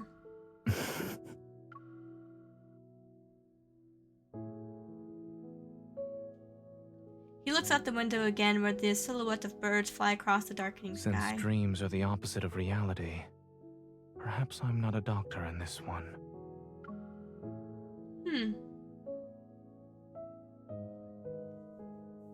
I would be like, so dude, in your dream, why are you trying to kill me? I'd be like, explain that, please.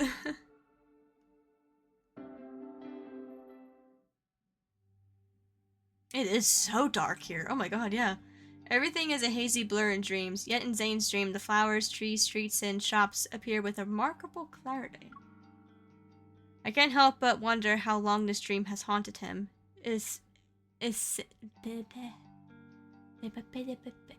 Intently replaying itself to the point where every detail is fleshed out. While it resembles my dreamscape, I can tell it's a proto-field. Over there. Sorry, I was taking a sip of my drink real quick. He guides me to the entrance of the narrow alley. The road ahead is covered in a thick fog, as if we've reached the edge of the dream itself. From the fog, a cluster of black crystals has emerged. It blooms like a flower, and it's as tall as a 3-story building. It blocks the path. A protocore cluster? It regenerates very quickly after it's broken. I'd say it's as good as new within a few seconds. Yes, I tried destroying it before you woke up.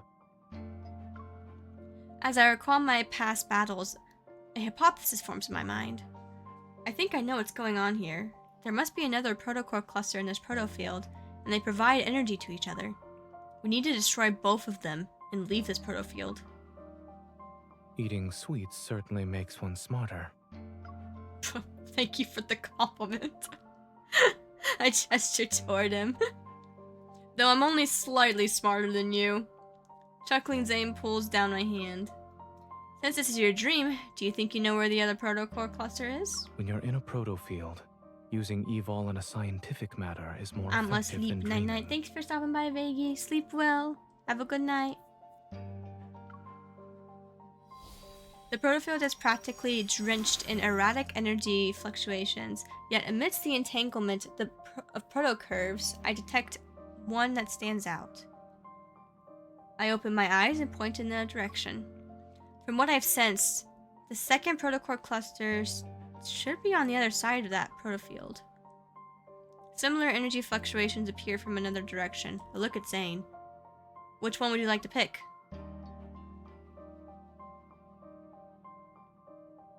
Zane looks into the distance. I don't know if I imagine it or not, but some sort of emotion stirred in his eyes. The one that's farthest away. The far end of the city is cloaked in black mist, resembling the gaping maw of a beast hidden in the shadows.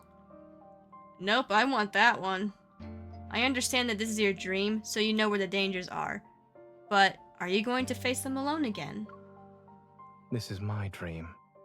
I can get to my destination faster than you. But your dream isn't exactly being nice to you right now. Maybe the more you try to use it, the more it'll use you instead. Let me go instead. You. Don't push yourself when you're in trouble. I got your back. That's a tip from your hunter escort. Smiling, I take a step back and pat his head. Without waiting for Zane to respond, I wave and start walking. He wants to aura farm even in his dreams. That's a tip from your primary care physician. Behind me, I hear a soft sigh followed by Zane's words that are tinged with worry. Turning around, I catch a glimpse of him standing in the shadows. He's far away now, so I can't clearly see his expression. I press my lips into a thin line and nod. Regardless of whether it's him or me, we'll know we'll always support each other. As the girl walks away, her figure disappearing from the fork in the road, Zane turns his gaze towards the alley's depths. Within the thick fog, a broken streetlight flickers intermittently.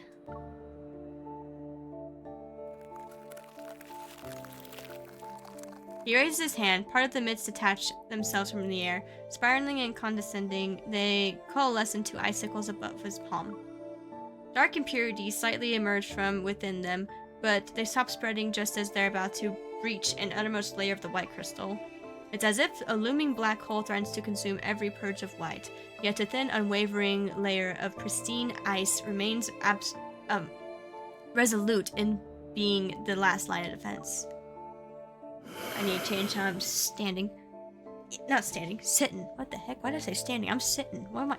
What? Brained? Okay.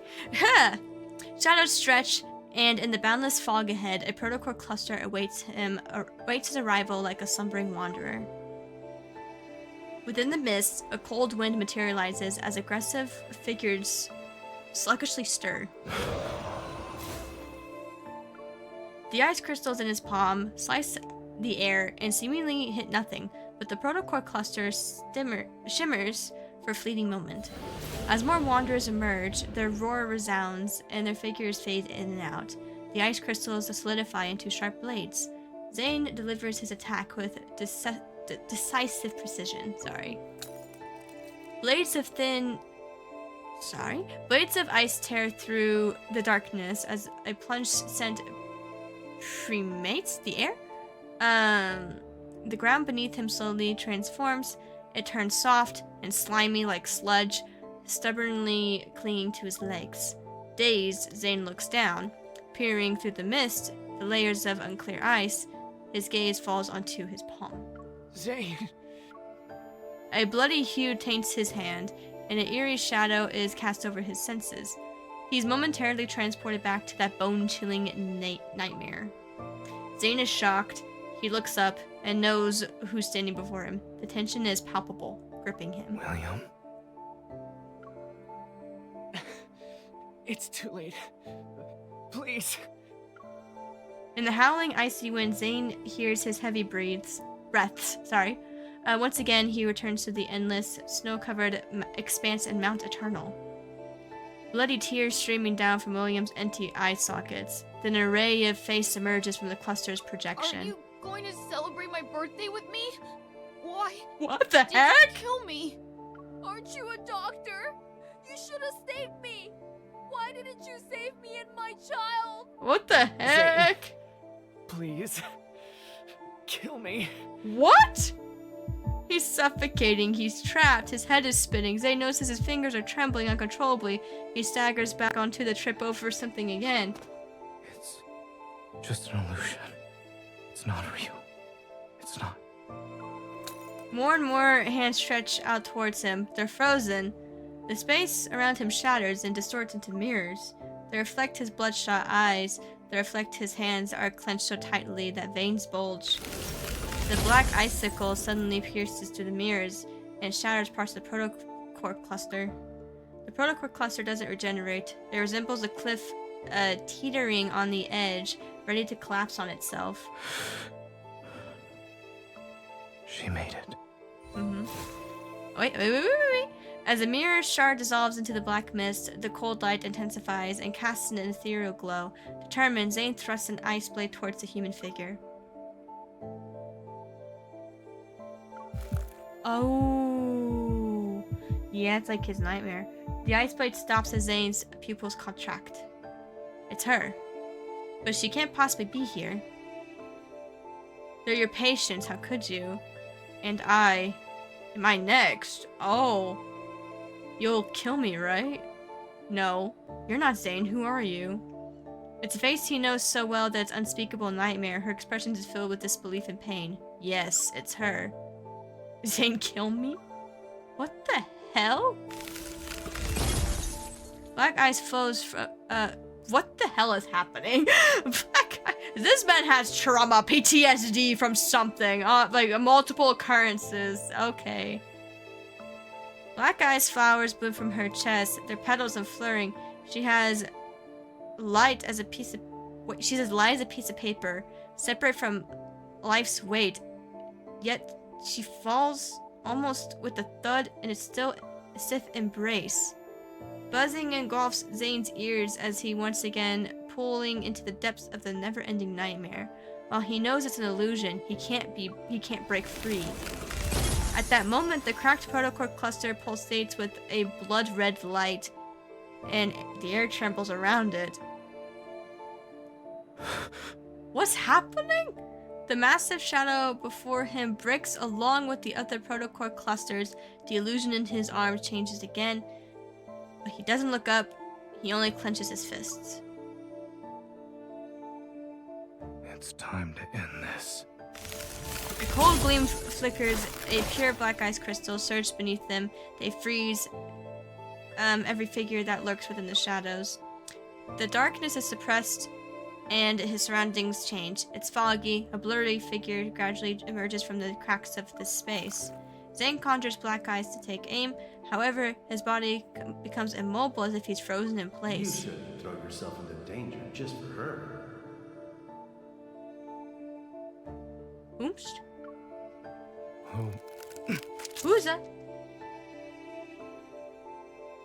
I guess he is dreaming of me dying every time, I guess. His entire body becomes encased in ice. Black crystals pierce his chest and spread his fingers. The intense pain leaves Zane's back drenched in sweat. He is unable to control his body as he collapses. His heart races in fear as he hears the cold voice. Seek your destiny. Only then can you be redeemed. Who is you? Who is you? What?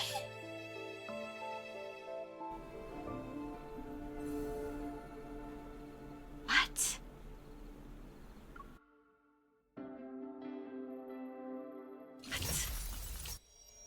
As the protocol cluster shatters, a distant tremor ripples through the air. The space around me transforms into mist. The moonlight shines down.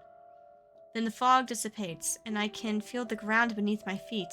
I cautiously assess my surroundings, and see I'm in a garden at the back of the hospital. Something's not right. This is Lincoln's, Oxo's hospital, but we should be in Tansia. My heartbeat quickens, and a sense of foreboding washes over me.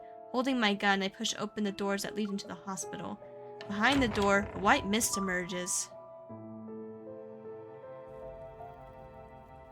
When and cleared, I noticed it was, I was back at Zane's place by the couch. Someone was lying on the floor with their back to me.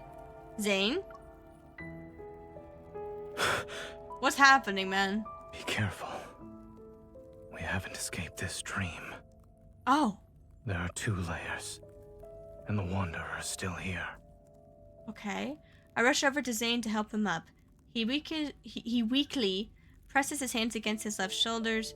His expression alone shows how much pain he is in. The ice. Zane clenches his left hand and moves away from my hand. The ice. It's dangerous. Don't touch. Oh. It's too dangerous. I won't be able to control. Leave. Now. What the hell? Some voice in my head gave me... Wait. Some voice in my head gave me pause. Despite the warning, I leaned in to inspect Zane's injury, feeling my heart sink with each passing moment. There are no visible external injuries on his body, yet a blackened ice spreads across his wrists and neck. It doesn't seem like it'll disappear anytime soon. I don't think you're just losing control of your evil. Let me see if I can help. That is one thing I do remember about, like, Zane's lore, is that, like, his evil sometimes gets out of control. Or, like, it kind of, like, attacks himself. That I do know of. Or it was like something along those lines, but that seems to be true. Don't worry. I'm fine. It was just... Isn't it? Doesn't look like you're fine. It starts to melt since my method's working. Just sit tight for a while. Don't waste your time on me. We can still go after her. Focus on... Hang on. I always like to pause whenever like these type of cutscene things happen because the main character's dialogue goes by so fast, so I'm sorry. Focus on taking care of yourself first. Push him down. From now on, you listen to me. It doesn't matter if it's related to health or combat. There's no use in resisting. If I were you, I'd just listen to the following along. I'll just listen and follow along. I'll help you suppress your evil first. Tell me the area should resonate with you so it recovers faster. My left shoulder. A little lower. Okay. Oh, I had to hold it. You might be more familiar with what happens in dreams, but I'm an expert in dealing with wanderers. That went by so fast. If you rush in head first, I won't save you.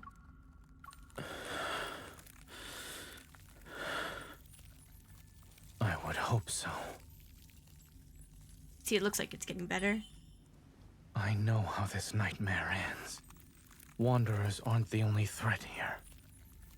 When push comes to shove, see, it's looking leaving better me now. behind might be for the best.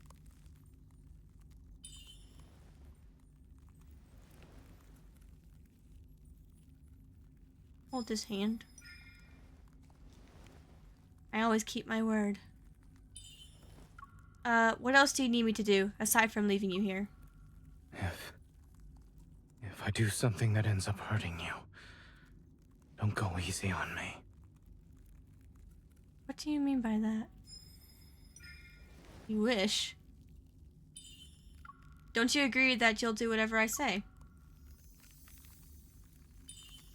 Well, there's my first order. You're not allowed to talk like that anymore.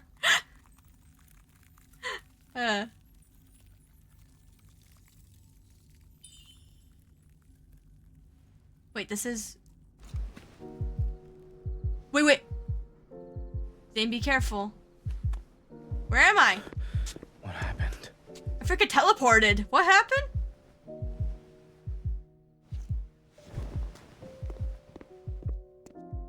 I teleported. What? Or I fell back. Something happened.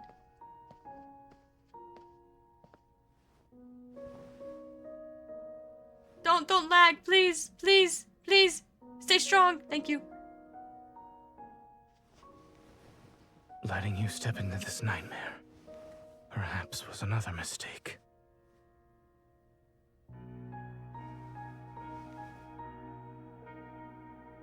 But at least I have one last choice. What will that be? He's got a scar on his hand. Do you see that? He has scars on his hand.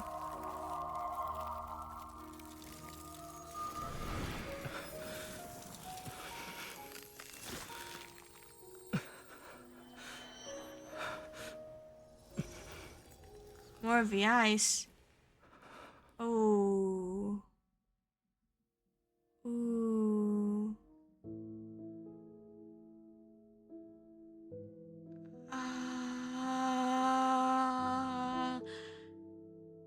I don't know how I feel about that. As I gather my thoughts, a weary face before me momentarily merges with the blurry image of Zane and the fragment's memories, but they immediately separate.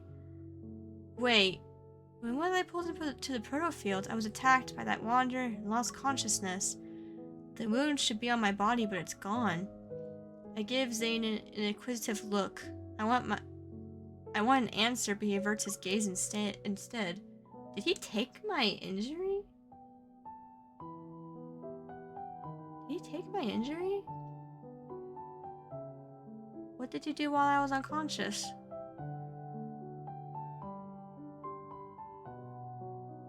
Oh.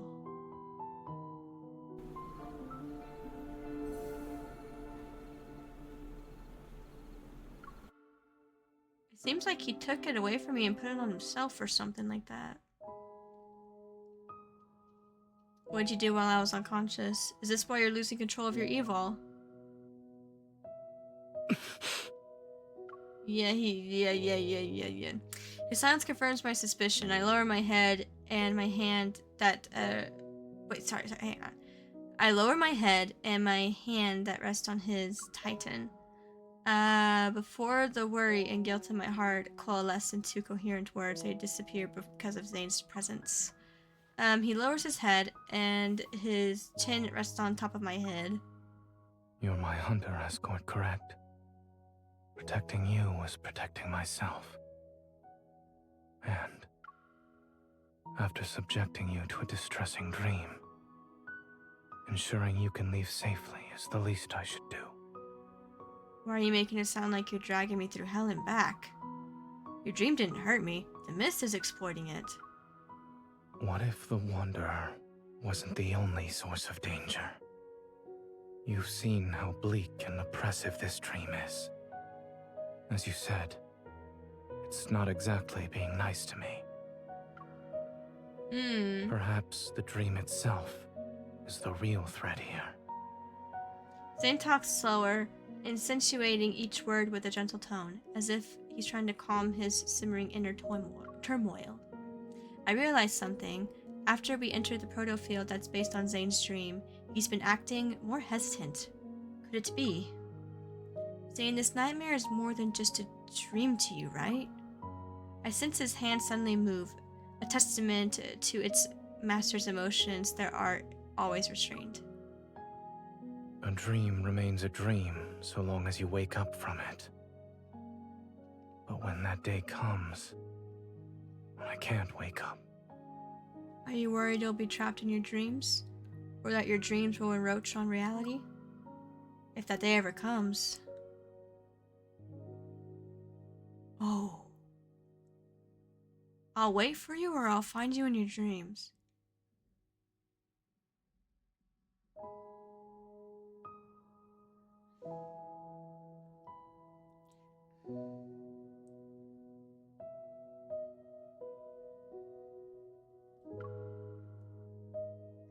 Even if the world falls into chaos and everything turns upside down, I'll never forget who I am, and I won't forget who you are. By then, I'll find you in your dreams, the real you. The resonance light quietly flows from my fingers as I make a not-so-solemn promise in a calm voice. Zane's breath hitches. I've never heard that big described like that, but okay. As if it's suspended in the air for a while, then he exhales, his breath carrying the weight of unspoken sentiments.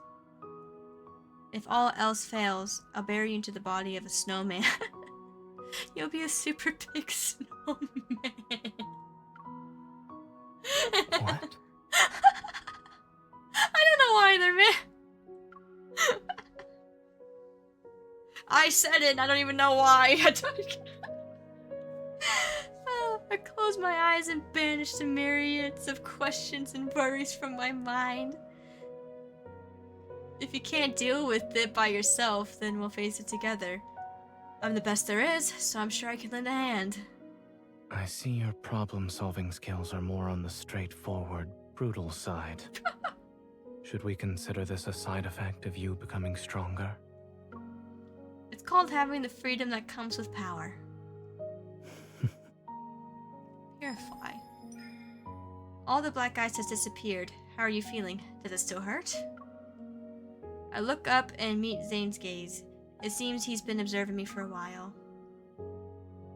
It doesn't hurt anymore. Don't.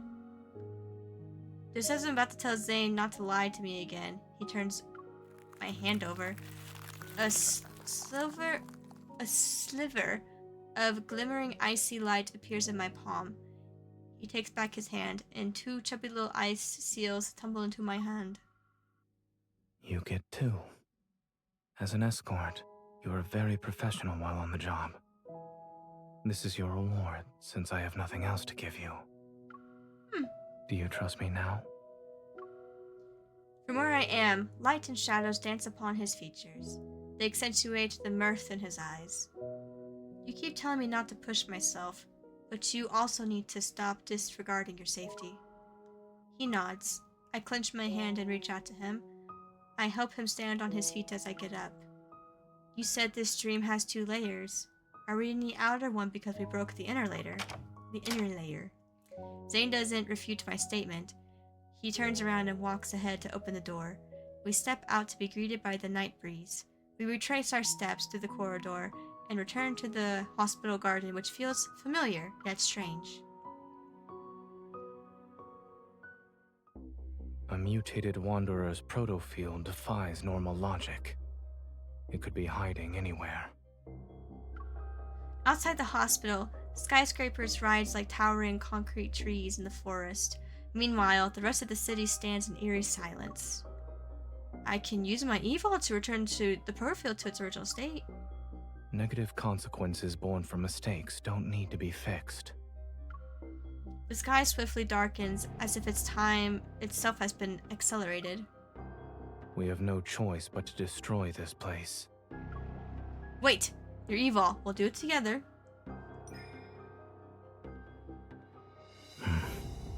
Are you ready? Yep.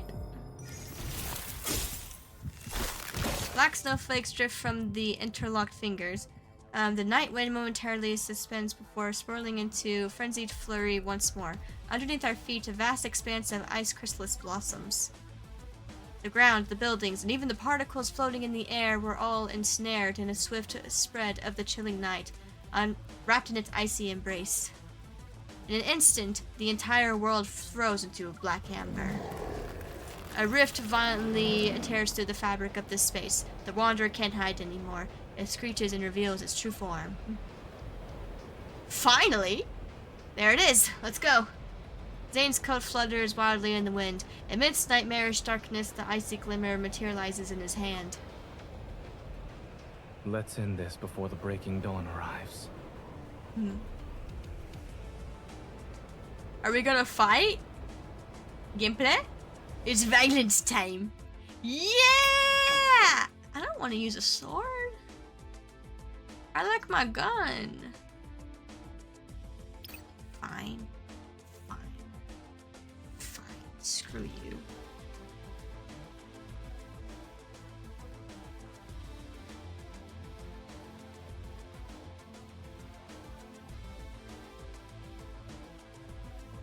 Alright. It is gameplay time. We've been reading for far too long.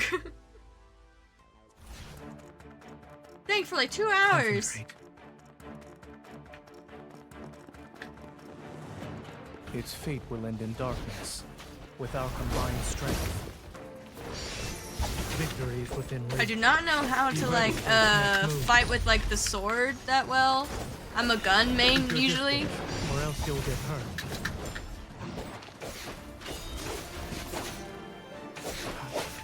Keep your tempo. Oh wait. Wait, that freezes you in there? That's okay. With our combined strength.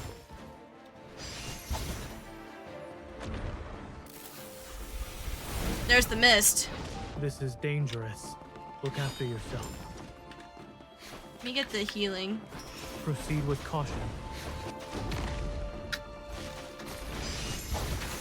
Keep your distance, or else you'll... Stay safe. Don't get distracted.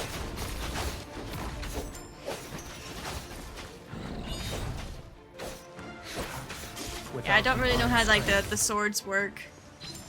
I'll send it on a journey. Bow! Don't rush. Let's see what it's up to. Ow! Watch out. Ow, ow, ow, ow, ow! Jesus Christ. That was fast.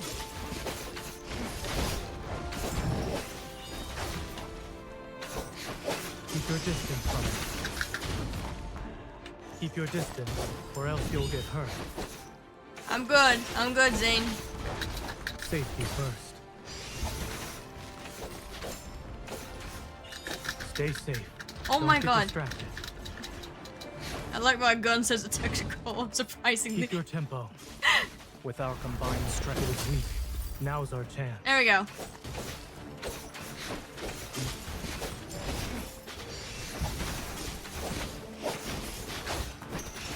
Good recovered. Be careful. We finished it in one attempt. Okay. There we go. I got worried there for a second. I didn't win within like the recommended time.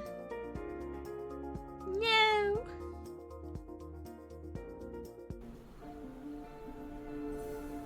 That's a shame. I could probably do that some other time off stream and like get all 3 so I can get the full reward, but I'll just carry on. Once the final blow is dealt to the Wanderer, an intense tremor surges from the depths of my heart, but the resonance is unmistakably this time, sorry. It's akin to gentle waves brimming with power. A light, warm glow gentle descends into my palm.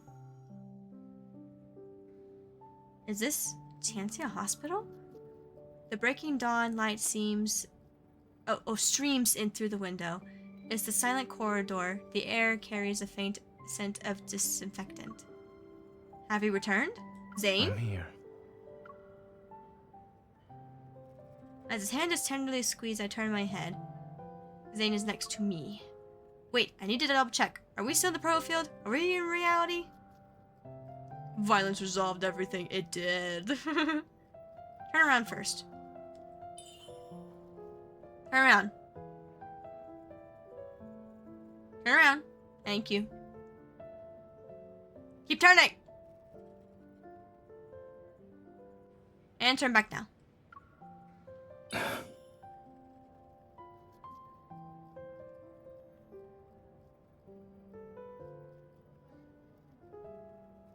Those expressions has a bit of helplessness. Zane still complies. Are you double-checking or making me play a game of turnaround? I'm confirming that Dr. Zane is the person with me right now. A burst of laughter erupts from deep within me, but I am... Sorry, back up, please. But in this very next second, I collapse onto the ground. His arms immediately extend to steady me. Are you alright? I'm fine. I reach out, but stop once I realize I'm holding something. I open my hand and see a protocore fragment. It emanates a faint green glow. A fragment of the Aether Core. At least our efforts wasn't for nothing. You're back. Dr. Zane. Captain Will and the others rush over from the opposite end of the corridor. Their expressions reflect a mixture of relief, joy, and concern. Where's Carter? Okay? You're not hurt, are you? Where's Carter? He showed up before shit hit the fan. I'm been not forgetting 3 whole that. days since you were trapped in that Wanderer's proto field. Everyone's been worried sick. Wait, 3 days passed. Wow. From Captain Willow, I learned that exactly 3 days have passed since we entered the peculiar proto field. The patient has been relocated to a secure ward and is now out of dangers following resuscitation.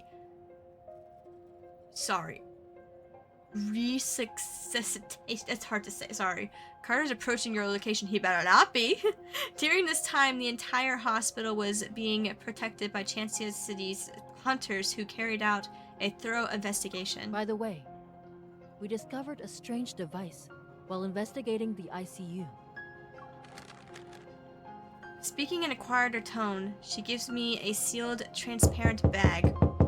Oh. We found it hidden inside a flux stabilizer that was sitting in a corner.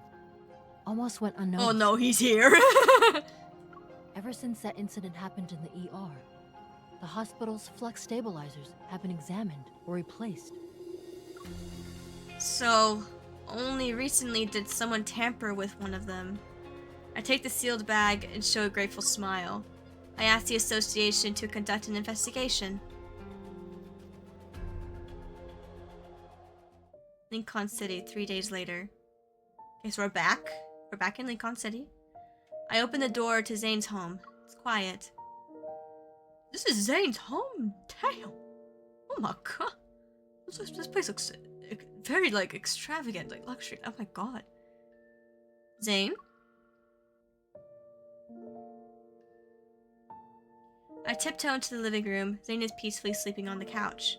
The curtains gently flutter in the warm breeze. Lighten's shadow glide from the nose to his chin. Is he sleeping, or...? I would let him sleep! He's been having, like, nightmares for a very long time. Let him have, like, a nice rest for once, girl. Okay. I move closer and place my hands on his chest. Oh, he's just sleeping. He must be exhausted. Don't wake him! He needs sleep. Approaching Zane, I kneel down to be at eye level with him. I carefully cover him with a blanket that's what's draped on the couch. The tension of Zane's furrowed brows dissipates. His breathing is steady, and his expression is serene and relaxed. I looked at his face, the thoughts in my mind racing as I reflected the whirlwind of events that happened, that have unfolded recently, sorry. I can finally rest. My watch vibrates, I leave the living room, and answer Simone's call. The preliminary analysis results are out for the thing you brought back. He's horrifying while sleeping. Tell me. It has an intricate structure. Took me a while to disassemble it. I found a radio frequency chip that resonates with metaflux fluctuations. Basically, it's an energy transmitter. It can locate protocors and even attract wanderers via fluctuations. A wanderer-attracting transmitter. As I recall what had happened, one figure stands out the most suspicious. Carter. He just showed up before and after the patient displayed abnormalities. I share my suspicions with Simone. She then poses her own question. The complexity of this small device is far beyond his understanding, and even Xander Sciences. It exhibits highly advanced protocore technology. Xander Sciences is a medical institution. There's no way they could possess protocore tech that rivals the associations, right? So what are you thinking? After the founder of Xander Sciences, Raymond, passed away, the company's future was uncertain. Only recently was it acquired by a well-known group. Its biggest shareholder right now should be... Ever. What did I say?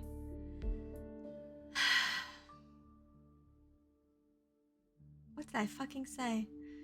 Of course it's Ever. It's at that moment, the fragment pieces of information in my mind gradually lock into place and form a cohesive image. Carter mentioned the patient at Chancia's hospital has been undergoing long-term treatment at Xander Sciences. Raymond, the founder of Xander Sciences, was in a similar situation. If the peculiar crystals in the operating room and the monsters in the N109 zone come from the same source, that means Ever's creating monsters.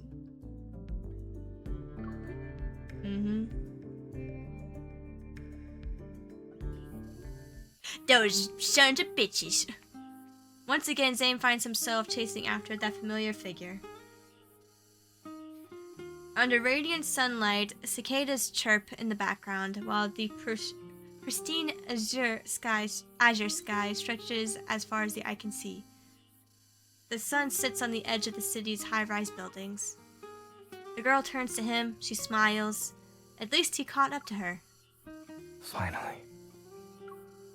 He holds out his hand to the girl, and she firmly grasps it. Firmly grasp it! Oh. Aw shit, here we go again. Yet the two find themselves tumbling back into the seemingly endless empty corridor. Black crystals emerge from his palm, they encroach to the girl's forearm. Sunlight is engulfed by darkness once more. It's like mans can't catch a break. He can't catch a break. That's what it seems like. Wow. Oof. Let's see. Okay, I'm gonna take a quick little bathroom break, and then we'll get on with Raphael's branch. stretching for a second because my back is hurting a little. Okay. So, do take this as time to, go take a bathroom break as well if needed. Get some food, drinks, or something, you know? I'm back. Bum, bum, bum. Okay, so we did all of Zane's. Let's do the sea rafts. Land of Secret Flames.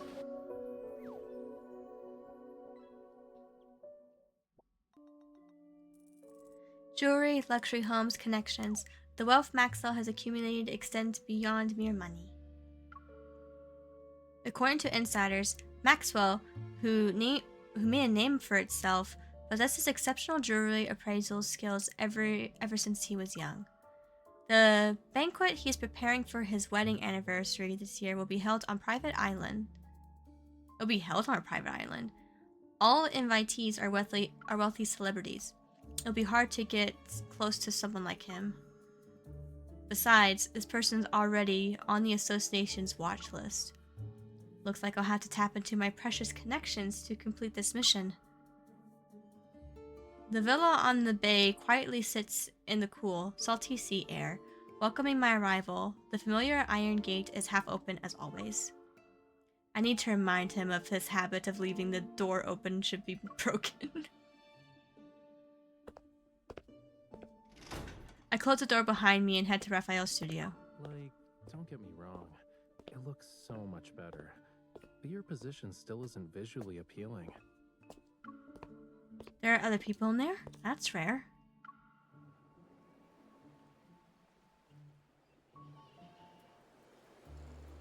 The wind blows open another door before I can reach it, and the sound of waves resounding inside. The house rushes to greet me. In front of the large floor-to-ceiling window, another unusual figure swings their arms as they're bathed in sunlight. Raphael? Someone's dressed up. Raphael, dressed in formal clothes, turns around. A smile appears on his face as he places his right hand on his chest. He bows. Welcome, my esteemed guest. Please, take a seat. He points at the cushioned high-back chair by the small dining table next to him. With his gaze, he urges me to sit. When you mentioned a concert, you were talking about this. It's happening now? Of course. Sunlight washes over the chair. A cup of tea sits on the edge of the table, and a dark red plush carpet covers the floor. He puts a lot of thought into preparing this. He's not messing around. Since the audience is here, the concert can officially begin. I can't help but let my gaze fall on the thin paintbrushes in Raphael's hand. Watch closely. This isn't just any paintbrush. It's... Raphael slightly lifts his chin to create suspense. Then he turns back to the floor-to-ceiling window. He holds the paintbrush and poses. If I'm not mistaken, that's the pose a conductor does. Is everyone ready?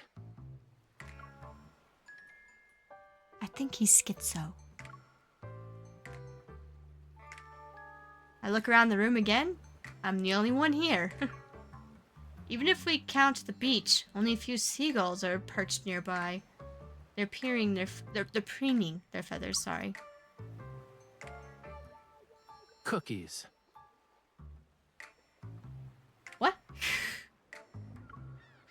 The seagulls on the beach suddenly turn their heads towards Raphael. They stretch their necks and squawk loudly. Hold on! There's no time. Lemons!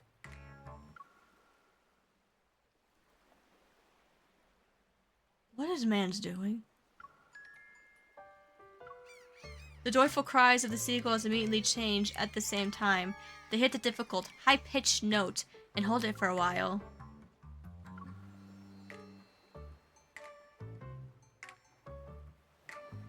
What? The cool sea breeze lifts to them in his suit and blends with the warm sunlight to create a relaxing, refreshing experience. He's like, cookies! Lemons! What's next? Raphael poses simply yet subtly expressive. His eyes are half crossed, and He's engrossed in the melodious tune of the seagulls? Assuming this is his mime performance is perfect in terms of being a concert, it's a shame I can't mute the world.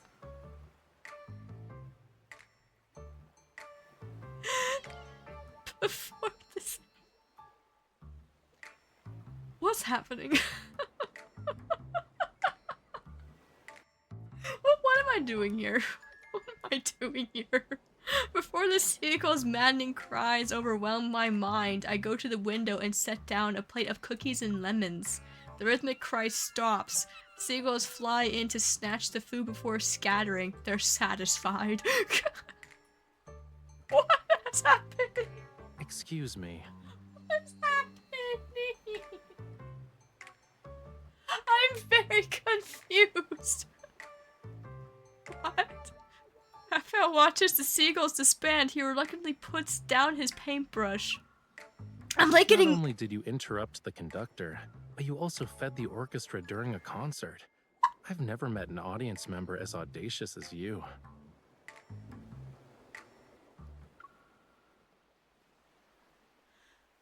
I think I'm getting like whiplash or something, because we just had like something very serious and stuff like that on Zane's end of things, and now here we are at Raphael's studio and he's trying to perform a concert with seagulls being his orchestra by shouting cookies and lemons.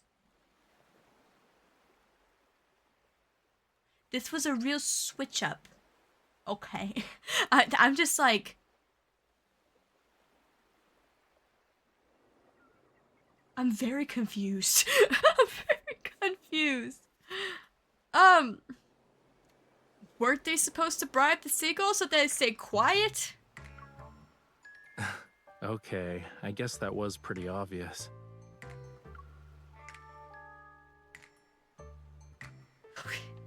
Tell me to bring my noise-canceling headphones next time. Raphael points to the earbuds, headphones, and pillows on the sofa. I think it's pretty clear how I've spent these past few days. But why? But These why? seagulls are so noisy that I can't get anything done, you know. If I don't find a way to discipline them soon, I'll have to resort to drastic measures.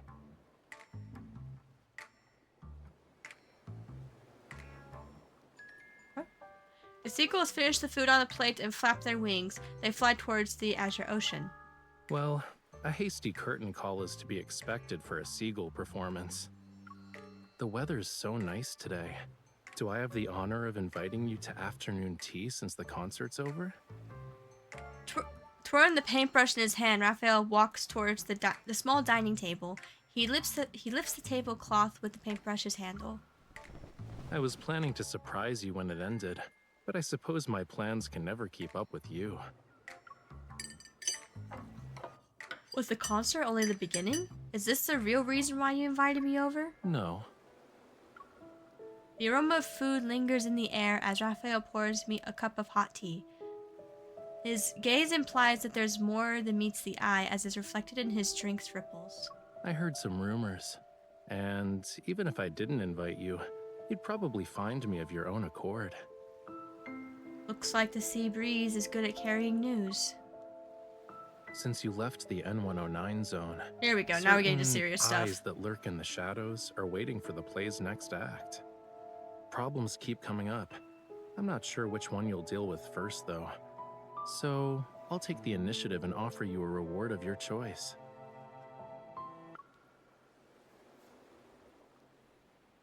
Cherry can't bear the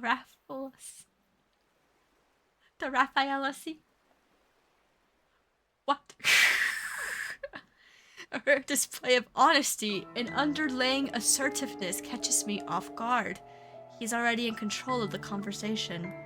I swallow my food. After contemplating my choices, I pick up my cup.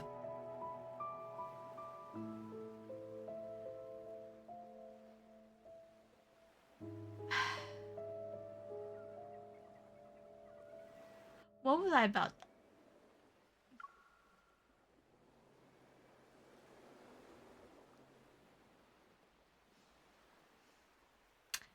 move on.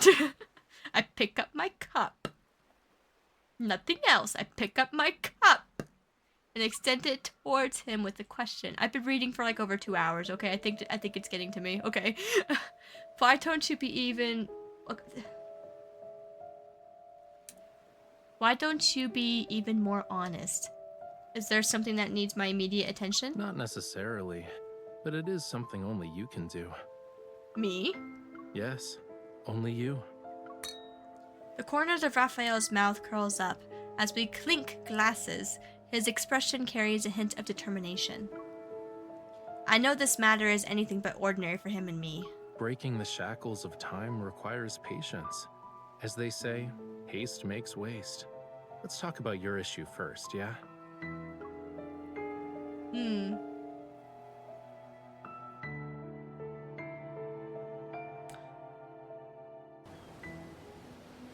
This man's all about theatrics, I swear. Oh my god.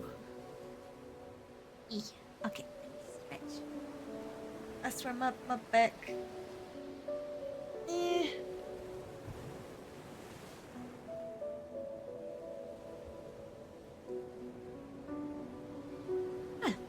Okay. I'm adjusting myself in my seat. Okay. As much as I'd like to continue on to where I can get to Xavier's thing after this, I think once I'm done with Raphael's section, I think I'll end the Live in Deepspace section for tonight, and then I'll go on and get in VR and get ready for visual ASMR. Because I didn't realize how much reading was going to go into this. I am interested though, because I'm liking how serious the story is right now, and how like we're getting like some info.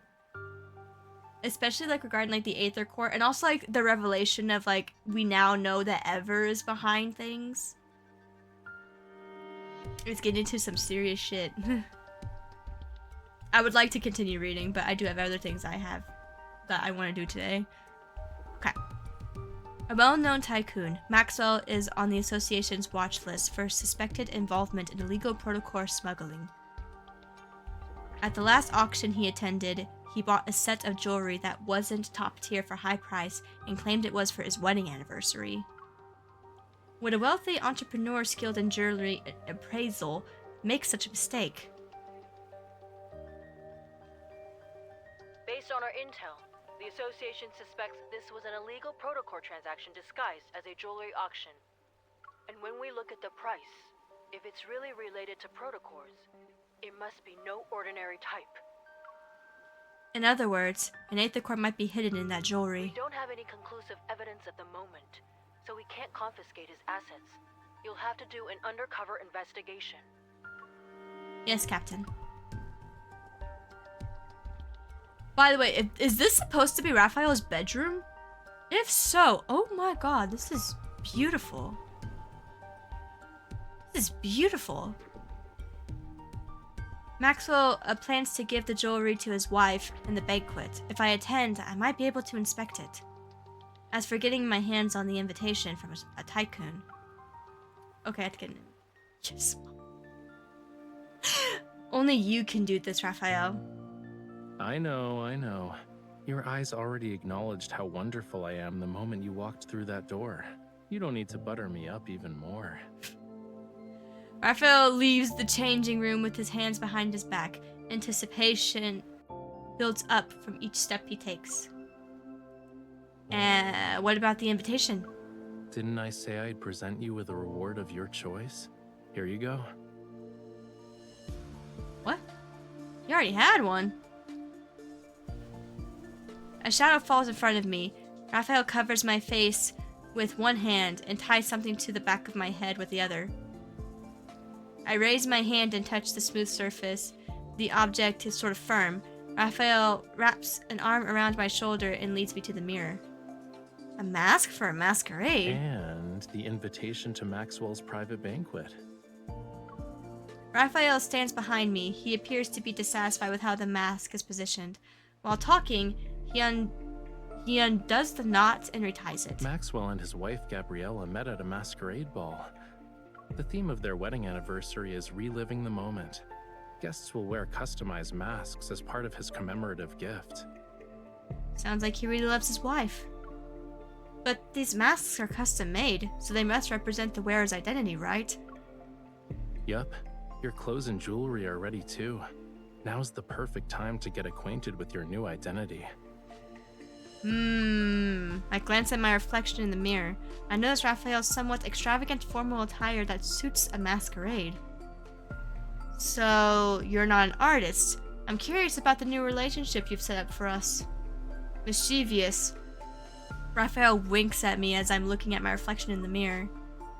A new, talented opera singer who's accompanied by a dedicated manager, bodyguard, and assistant. Which one of us is the opera singer? I'm definitely not your manager, bodyguard, or assistant. I never accept side gigs. Bruh.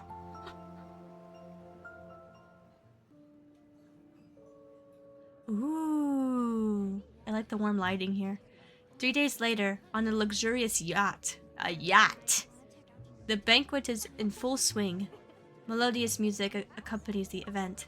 I quietly touch the back of my head, the mask is on my face, and the strap shows no signs of becoming loose. With a champagne glass in hand, I stand behind Raphael. I occasionally pretend to take a sit as I observe the people around us. Why are you so far away? Raphael, who's also wearing a mask, turns around and looks at the distance between us and comes... Dude, whenever it's a masquerade, you're supposed to be able to like cover up like a good chunk of your face. This isn't Phantom of the Opera.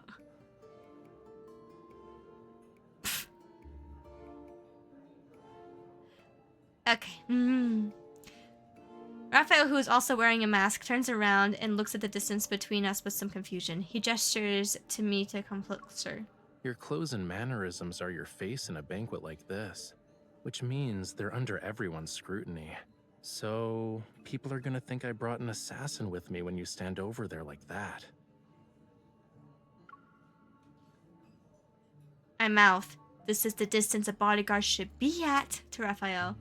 My face is too beautiful to be covered by mask. I was about to say, if we were actually like at a masquerade, I could see people like being like, dude, that's not a mask, because you could still see the other half of your face entirely. You're only covering up a little bit.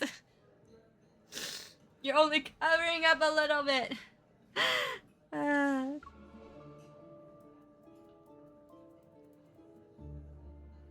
On real note, I would love to go to a masquerade ball sometime in my life. Those seem so extravagant, so beautiful. I think it would just be so cool. Have a bit of fantasy in my life. It just feels like it would be so amazing, like whimsical. I just think it would be so cool. Resigned. Raphael lowers his head and walks over to stand beside me. Then switch your role to manager so we can be near each other. Besides, when you first became my bodyguard, you weren't this meticulous about keeping your distance. Just as Raphael is about to say something, a man wearing a jester mask walks over to us. My intuition as a bodyguard makes me step forward to protect Raphael, who's behind me. He's just here to talk. You don't need to be on high alert. I nod and step aside. Standing next to Raphael, I watch as Raphael starts a conversation with him. Your bodyguard is competent. Smiling, Raphael looks at me. Being modest would be a disservice to her. Having her around is the best thing that's happened to me. Oh, stop you. Ever since he boarded the yacht, Raphael's speech and enunciation has changed. His gestures are more exaggerated than usual. It's like he's a real opera singer. Interesting. Maxwell made this mask and brooch for Yosef. He should be over 70 right now. But you sound like a young man. Here we go. I feel a little on edge, but my expression remains calm as I take a wine glass from Raphael's hand. Are you saying that 70-year-old Yosef should disregard his health and attend in person? Youngsters like yourself are very sharp-tongued. While Yosef and I were drinking tea and playing chess, you were probably having fun somewhere else. Judging by your attitude, you must be an old friend of his, good sir. Has he not taken the time to share some of his insight with you? For example, how does a person avoid becoming an annoying old man? Watch your tongue. Did Maxwell actually allow someone like you to attend this banquet?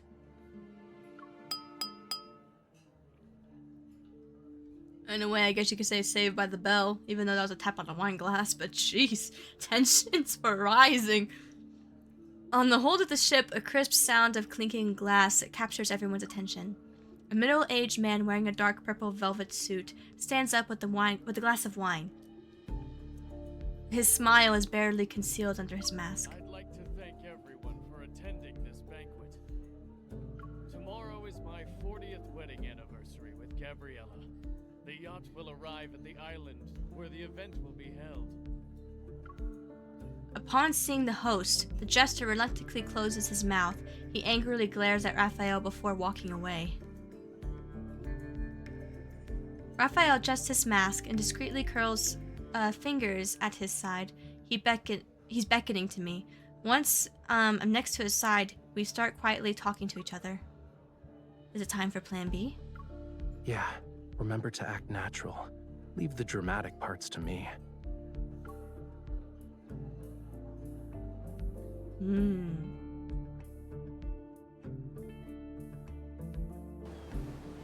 Interesting. Okay. All of you have probably heard about my gift for Gabriella. Maxwell gesturing to the cabin and everyone's gazes shifts. A tall bodyguard leaves the cabin while holding a jewelry box adorned with an intricate floral pattern. Sorry. That's what I need to look at. Okay.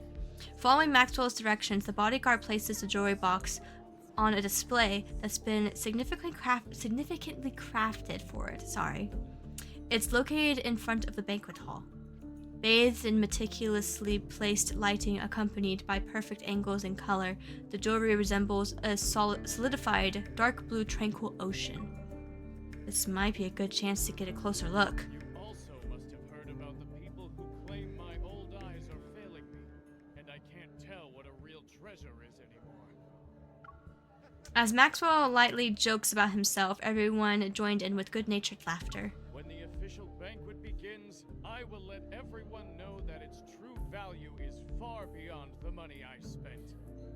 It must be the perfect piece of jewelry for Gabriella, since he spent so much money on it. I heard it compliments Gabriella's eyes. Maybe that's the reason. I hear the guest conversations around me, recalling Maxwell's files. I shake my head.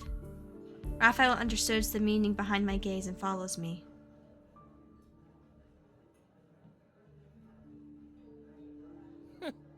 You can't wait to get closer to Maxwell. Can you leave us alone? He's annoying. The jester follows us as he and his unabashedly rude remarks catches Maxwell's attention. What's going on? As soon as Maxwell walks away from the display, the bodyguard carefully closes the jewelry box, picks it up, and leaves the way he came. Raphael and I exchange a glance and decide to stay still for now. This is good. Maxwell, would you kindly introduce this young man? Who's this young man wearing Yosef's family brooch? He's strutting around like he's some kind of VIP. Sir, please keep your distance from my employer. What are you talking about? People like you can't even dream of talking to me. Excuse me? Entitlement. Raphael, seemingly unfazed, bows towards Maxwell and lowers his head with an air of grace. Maybe if someone else did it, it would seem pretentious, but his gesture only brings to mind phrases such as an elegant gentleman. It's been a while, Maxwell. Allow me to greet you on behalf of my uncle. Oh, you're... Yes, of course. Allow me to introduce you. This is Yosef's distant nephew. You should listen to him perform. He's truly an opera star in the making. Really? Why haven't I heard about Yosef's opera-singing nephew? Why are you asking about that? Do you even know all his legitimate and illegitimate children?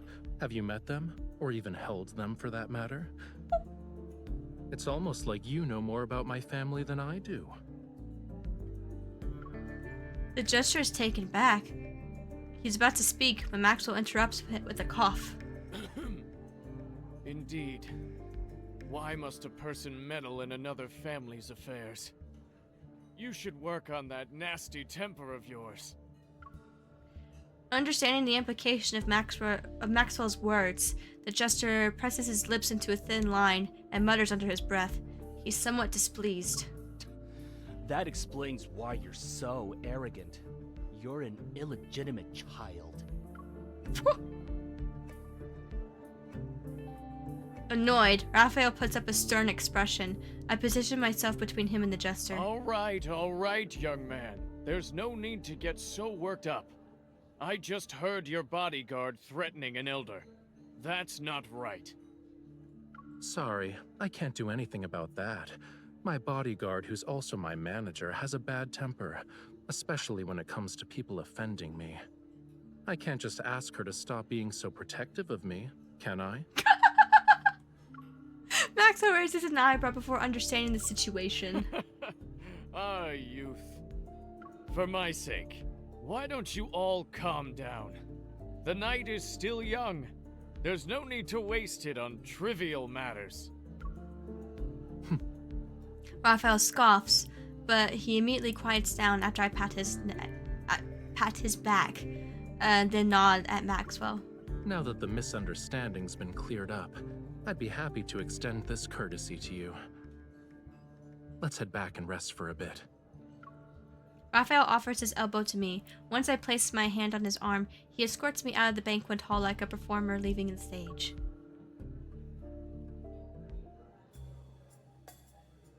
Raphael heads to the secluded spot. He slows down, leans towards me, and excels.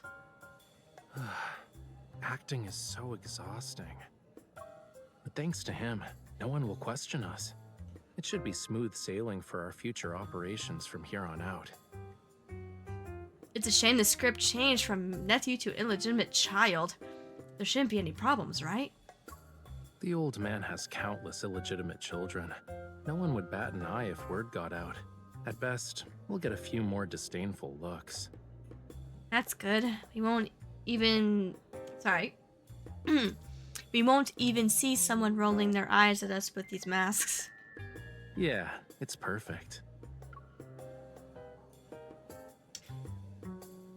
Well, at least we're still doing good with our cover. Give me a second.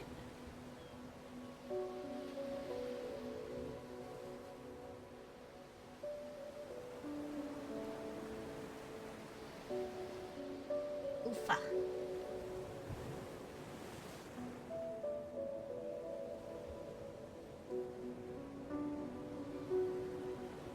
Yeah. Oh.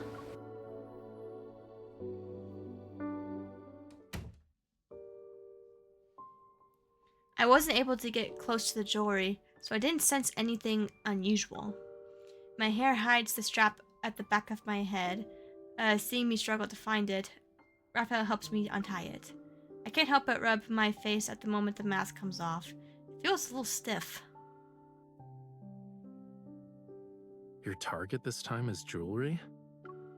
He fiddles with my mask, his palm and slender fingers making it look delicate. What about you? Is pretending to be your manager, bodyguard, and assistant as far as my help goes? He gazes out at the ocean. His exposed half-face shows a pensive expression. Don't worry.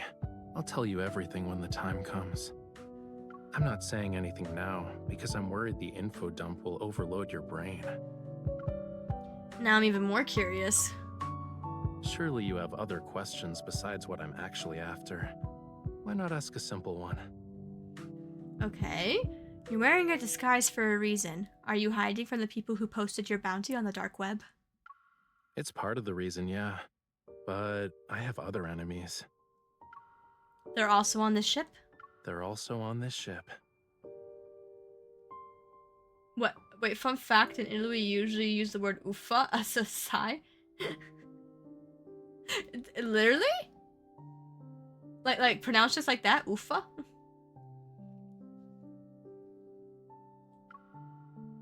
Wow. I say uffa as like wow. Like oof. Like that's just like another way of like me being like oof. Oh wow, that's insane. So I just go like uffa. I guess in a way it works. I expected as much, but I still let out a soft sigh. Why do I always feel like you're dragging me into trouble? Don't worry about it. Considering how strong you are, no one can beat you in a fist fight. I knew it. Nothing's ever simple when you need me to be involved. Back up. Raphael keeps smiling. He lifts his right hand and gently presses it against my cheek. Oh, his cheek, sorry. Wait, hang on. Rewind. Raphael keeps smiling. He lifts my right hand and gently presses it against his cheek. It's a gesture of gentlemanly courtesy. I guess I should apologize, huh? But I have a feeling that's not what you want right now. His mask has more decorations than mine. It's rough, uneven textures creates an illusion of warmth as it is caressed. Which cheek? This cheek, I'm assuming. Because I can tell the texture of the mask. My fingers trace the edge of the mask that descend to his jawline, almost touch his skin. Can you guess what I want? A mission that won't let the night go to waste?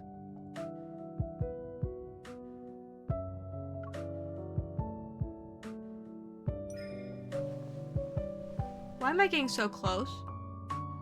What's happening? My hand lands on Raphael's wrist as I pull him towards me. Correct. I'll wait until the dead of night to pull off a grand heist. Want to be my partner in crime? Whoa. Whoa. Want to be my partner in crime? The mask's frozen smile is brimming with the vitality Raphael has infused into it. It almost comes to life as if the wearer gazes at me. The sea at night is the perfect stage for a magnificent performance. I'm honored I get to share it with you.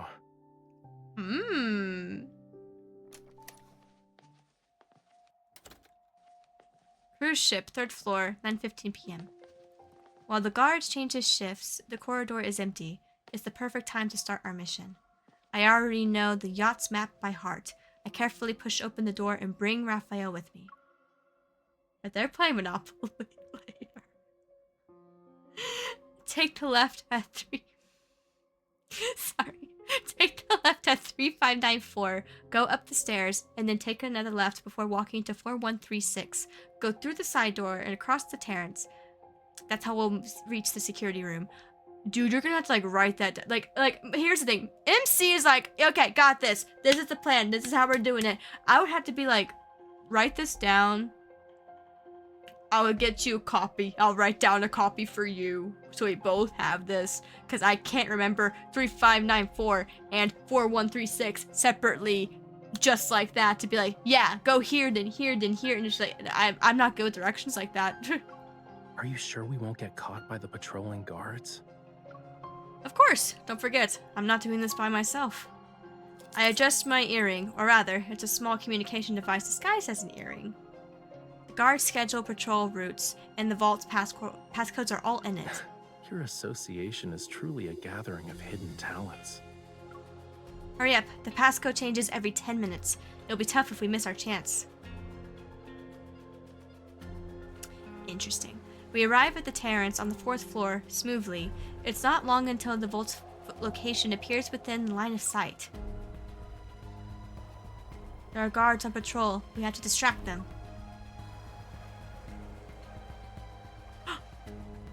That's easy. We just need an encore. A small flame flickers from his fingertips. I nod. You're so good at this. How many people have you scared with that trick?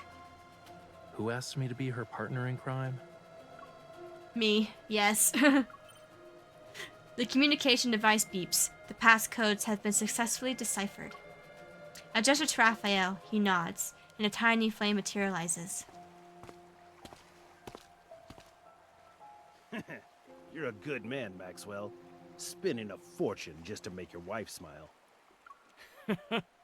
My small gift pales in comparison to your company's wealth and power. Why is Maxwell here? Here. The sound of laughter gets closer. Raphael opens the hatch of the corner of the floor and pulls me down. The door slightly closes and our surroundings darken.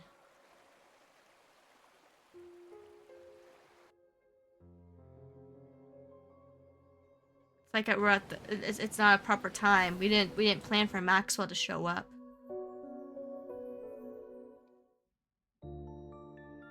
The space below the deck is cramped and small. With the faint light from the automatic emergency light, I can barely make out the pile of items. Concerned that any noise would alert Maxwell and the others, Raphael have to stay close together and not move. What's wrong? Your hand, it's poking me. He hesitates before moving his hand aside and rests it on the clutter behind me, sorry. As if he's trying to wrap his arms around my waist. Be careful, good sir. Against the hazy light, his figure is hard to discern. But the depths of his gaze are front and center, profound as the ocean itself. I force myself to look away and focus on the commotion above us. Originally wanted to attend, but he couldn't leave. He asked us to send you and your wife his regards. You're too kind. Can these people, talk about their everyday lives somewhere else? Is the passcode about to change? It's okay. We still have at least 7 or 8 minutes left. Let's wait. But aren't you uncomfortable? Of course I am, I say in my heart. Curled up in front of Raphael, I can't stretch my limbs. They're starting to feel numb. To make matters worse, a strand of hair falls across my face. It's almost in my eyes. Ugh. I tried to blow it away, I know exactly what she's doing. Me, because I have bangs, it's exactly the same thing, where it's you just try and blow it away, I try to blow it away, but it doesn't do anything. Raphael's bang slightly sway instead. Let me help. He raises his hand and moves it towards my cheek. However, his elbow hits the deck. Luckily, the people on the deck are still chatting and laughing. They didn't hear us. I'm fine. I can deal with it. I tried to suppress the strange feeling of the hair on my face, but the more I tried to ignore it, the more I focused on it. After a few moments, tears well up in my eyes. My vision starts to blur. Don't move. I hate whenever that happens. Yeah, whenever hair gets in your eye, oh my god. He lowers his head. Suddenly I can see him in much greater detail. He's so close that his eyelashes almost brush against my cheek. He's not that close, woman. Accompanied by the faint warmth of his breath, his nose touches the area between my eyes. What? He is that close then, okay. Following the curve of my brow ridge, he slowly moves that annoyingly strand of hair to the side. Is it better? I force myself to nod calmly, trying to ignore the heat rising in my cheeks. I refocus on the conversation above us. Oh, she got flustered by that. And somehow, in the span of a few minutes, their conversation has changed completely. Please think this over, Maxwell.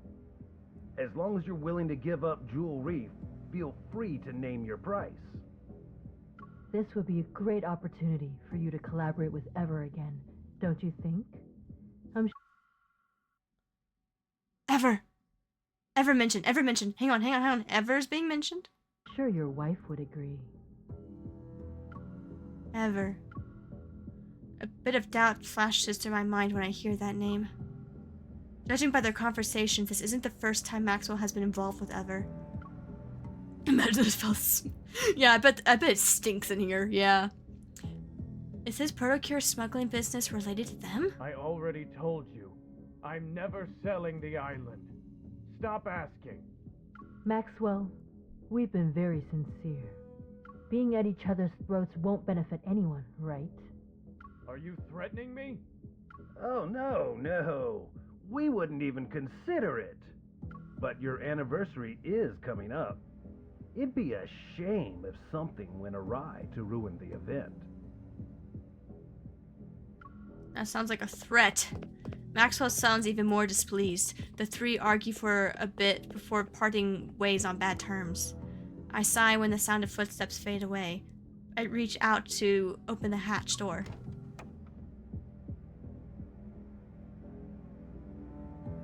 Are they gone? Yeah, you can come out now. We'll be able to make it if we hurry.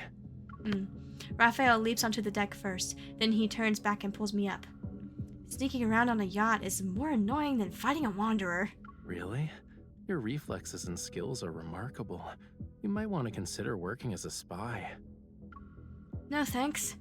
That means always being in a life or death situation. I just want to focus on staying alive. After closing the door, I'm about to stand up when I notice a figure in the distance. It's Maxwell again. Pull him down. Get down. Down. I yank Raphael down. He stumbles and ends up crouching. Who's there? Raphael pauses. He quickly realizes what's happening. Reacting faster than me, I cut my cheek. Why he are cups you my cheek. crying? Are you feeling unwell?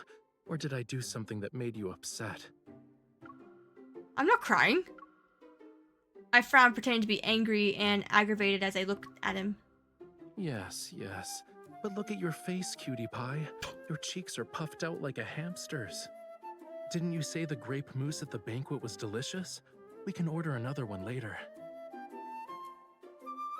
Stop using food as a way to make me feel better. You don't want to eat it? I do. I knew it. This performance successfully makes Maxwell stop in his tracks. He squints to scrutinize the two of us. Are you... Maxwell? Jeez. That was pretty well done. Raphael turns his head. Upon seeing Maxwell, he appears surprised. He quickly helps me stand up. Are you guys playing Monopoly in there? I wipe away my imaginary tears, lowering my head and pretend to awkwardly hide behind Raphael. Good evening. This is embarrassing to say the least. Did you have a fight with your girlfriend? Excuse me. Excuse me. In a past life, we might have been together, but now, no. No. It's just one of those lovers' quarrels, you know. It's not a big deal. I thought we could take a breather.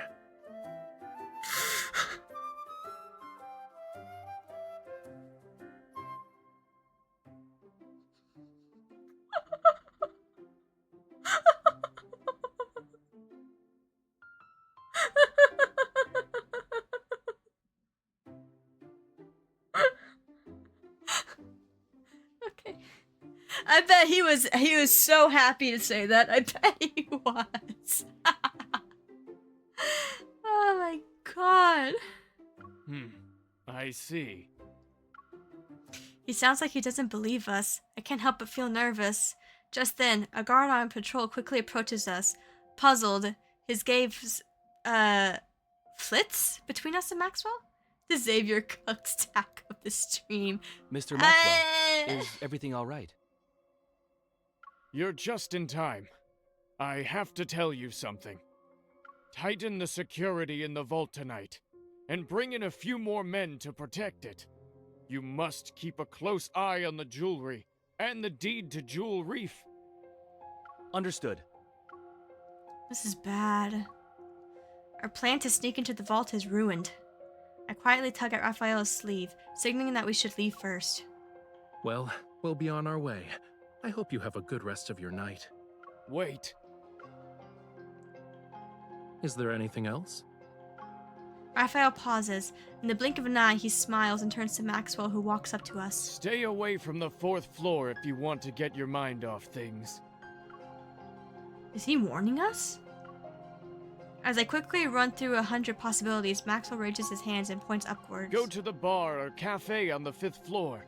There aren't a lot of people, and the atmosphere is better.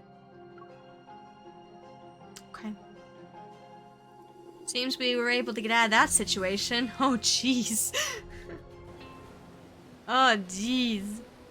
Hi, Disqual. The Kayla peeking. Welcome in, Disqual.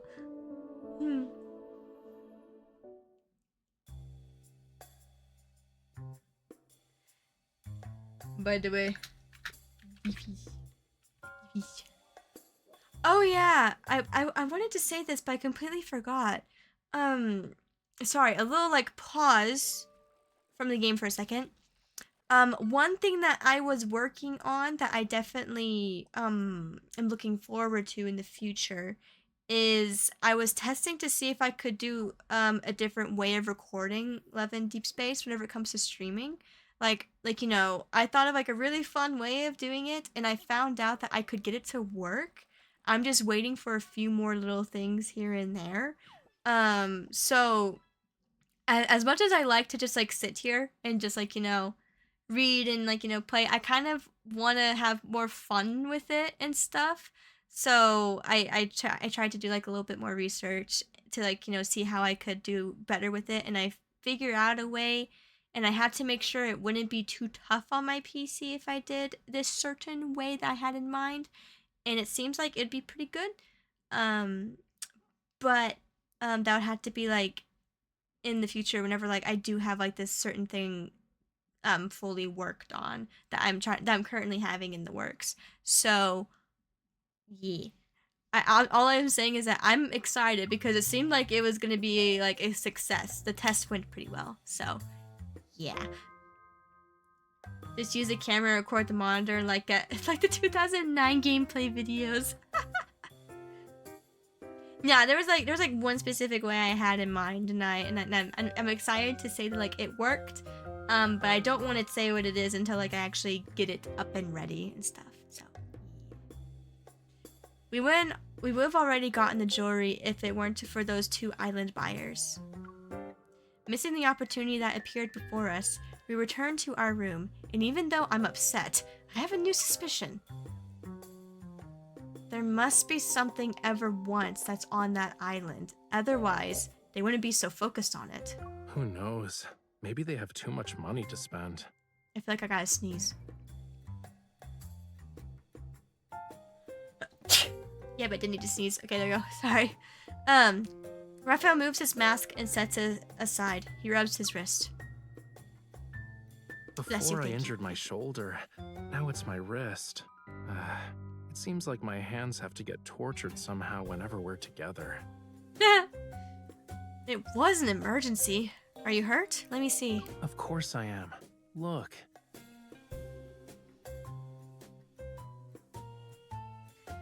I hold up his wrist. Several minutes pass before I find a faint mark from a fingernail.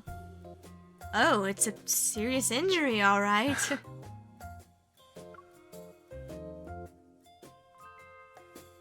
Also, don't ever fucking sneeze towards John again.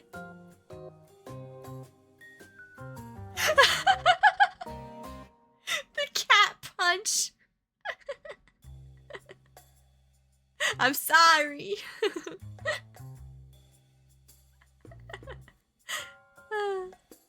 I'll do better next time, I'm sorry. Raphael unbuttons his cuffs, loosens his collar, and sinks into the chair. He eases himself into a comfortable position. Are you still thinking about the jewelry thing? Yeah? I won't be able to catch Maxwell if I can't get close to it. Honestly, I think this guy isn't as suspicious as you make him out to be. He wears his heart on his sleeve, you know. He's wealthy and hopelessly in love. I doubt it. Since you decide to approach him, he must be more than just a rich, romantic fool. He's a simple-minded, generous, wealthy guy I want to work with at some point. Is there a problem? That excuse might fool others, but not me. I think Maxwell is far from innocent. Since this involves the association's secrets, I can't say much. I'm forced to be around the bush. The protocore smuggling he's doing isn't a simple business venture. Is that so? Why would someone be looking for us at this time? Did we get noticed? I can't help but be on edge. Someone was knocking on our door if you couldn't hear it. Relax. You're practically wearing "I'm not innocent" on your face right now. Even if they have ill intentions, do you really think the two of us can't handle it? I mean, you're right. Yeah, you're right. Raphael opens the door, but before I can see who it is, he turns around. He's holding a tray. Great moose? Aren't you hungry after working for a whole night? Oh, he did say he would order it for me. The lighting on the small terrace outside the room is gentle. With a refreshing sea breeze, we have a nice dining spot. However... It's okay if you don't want to eat moose, but don't be a meanie to it. I realized the dessert is a mess because I poked it so many times. I'll eat it. I devour a spoonful of mousse, but it's not long before I'm thinking about the jewelry again. It'll probably be in his wife's hands once the ship docks tomorrow. At that point, approaching it will be almost impossible. Do I have to talk to his wife? I'm not good at lying. I see you're genuinely hungry. He scoops the grapes off of this dessert and gives them to me. If you can't come up with anything, stop thinking about it for now. Where there's a will, there's a way. Maybe we'll get our chance once we reach the island. Shouldn't those two Ever people be a bigger problem than Maxwell? I agree, to be honest. Their obsession with buying the island is a little weird, but you can't blame them. If you compare Ever to Maxwell, then that protocore smuggling stuff isn't something to be concerned about. I'm a bit surprised, but I start thinking. Raphael's intelligence network is complex and full of secrets. If he's saying this, then he probably knows something. You do have a point. I'll keep an eye on them. Too bad I didn't get to see those two. We should try and follow them in case. Okay, it's time to stop using your brain. Raphael waves his hand in front of me. His expression becomes stern. I told you that so your mind can take a break. It wasn't so you could throw yourself into another problem. But, like a magician, he pulls out something to feed to me. I bite down as the candy sweetness floods my mouth. Right now, you're only allowed to think about one thing, which is replenishing your energy before going to bed. Hi, Crimson. Thank you for the lurk.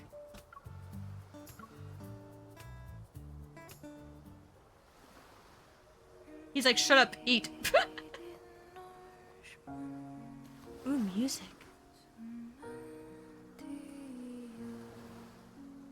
Maybe the sweetness makes me drowsy. Hearing the churning sea, I vaguely remember resting my head on a pillow and closing my eyes. Before I realize it, I'm slowly falling asleep. The sound of the waves reverberates near my ears and slowly flows into the dark dream. Faint moonlight spills over the pitch-black sea, carrying an ethereal chant from afar. I feel like I've been here before. As if sensing my arrival, this singing grows more peculiar and sad, as if it wants me to convey as if it wants to convey something to me. An inexplicable sorrow stirs in my heart and mingles with nostalgia. I can't help but reach out to that elusive melody. Yet the waves surge and the sea roars and swells under the howling winds. It's at the moment that song dissipates, it drowns in raging torrents. I'm tapping into my past life. One of them.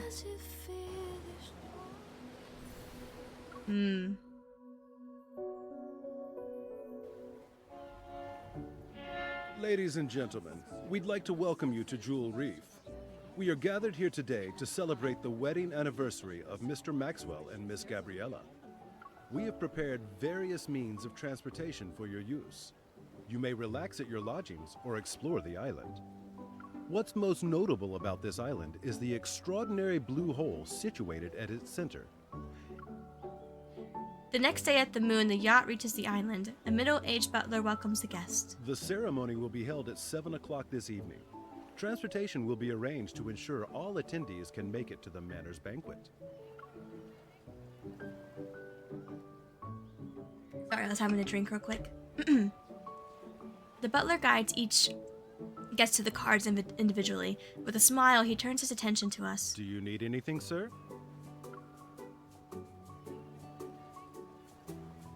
We're good, thank you. He's feeling a little landsick.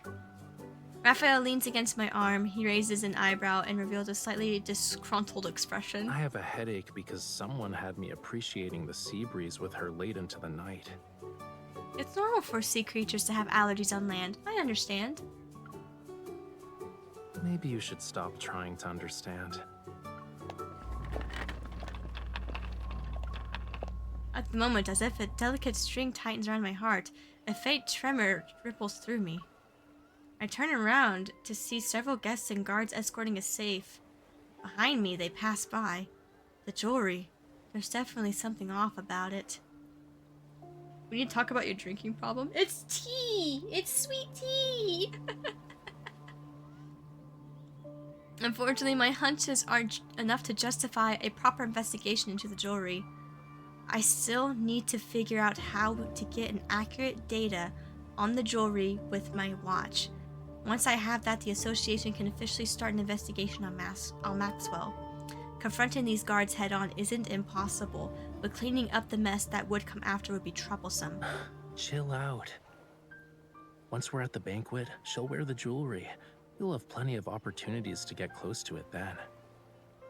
I can only hope. Wait, do you have telepathy or something? How'd you know what I was thinking?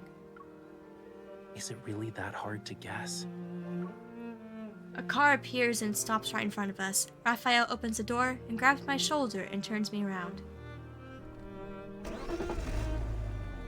Save the challenges for tonight. We're on an island vacation.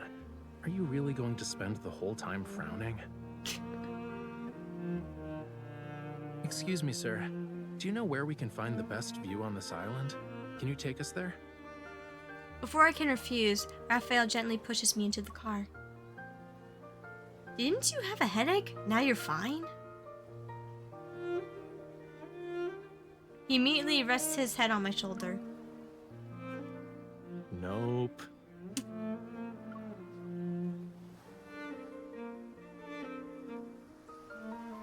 Oh, that's pretty. That's really pretty. A little scary because you could tell it goes deeper in here. Like, how deep? Oy. The driver proves himself to be diligent. He takes us up to the tranquil peace by the sea, sorry. Raphael and I walk on the grasslands. One side is an expanse of lush vegetation and the other side is an azure sea. The underlying anxieties in my heart slowly dissipates, perhaps soothed by the breathtaking scenery. Not as deep as the sun could see. I heard about this rare blue hole before.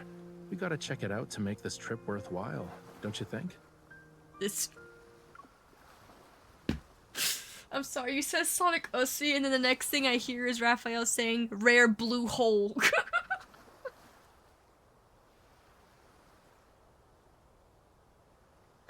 Okay. I'm sorry. It just seemed like too much of a coincidence. It's like he heard. It's like he heard you. You could call it that, I guess. Oh my god. Well, you say that, but you're not here just for the view. Oh my god. You said you needed my help. However, you didn't do anything on the yacht. That means your real goal is related to the island. Not bad. You want to keep going and guess what I'm aiming for? I start to think, if there's one thing that Raphael is particularly interested in, then this place is related to Lemuria. They say time works its magic on everything. Who knows? Maybe this tiny island was once a small garden in Lemuria, thousands or millions of years ago. I can't say for sure if it was a Lemurian garden, but many, many years ago, this place was part of the ocean. Crouches down and separates a small cluster of grass to unveil the rugged, rocky surface below. Look, these are traces left behind by a coral reef. I crouch down next to him. I look closely, but I can't make out anything. Sorry. It's been eroded over the years, so it's not obvious anymore. Once upon a time, in an era beyond anyone's wildest imagination, this place wasn't covered with grass. Coral reefs stretched as far as the eye can see. Shells and countless sea creatures, like fish, shrimps, and crabs, used to call it home. Distant and intriguing, the land was a realm of unfathomable mystery to them. But in the end, their once familiar homeland turned into the strangest of worlds. His tone is light, tinged with elusive emotion. His words are carried away by the sea breeze as soon as they leave his lips. Why are you just standing there? You don't want to keep walking? Are you thinking about your homeland? I wanted to look at you.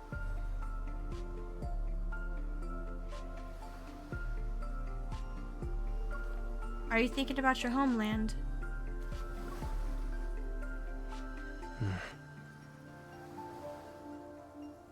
If I say yes, will you do something to make me feel better?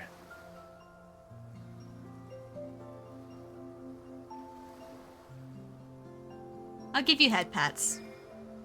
Come here.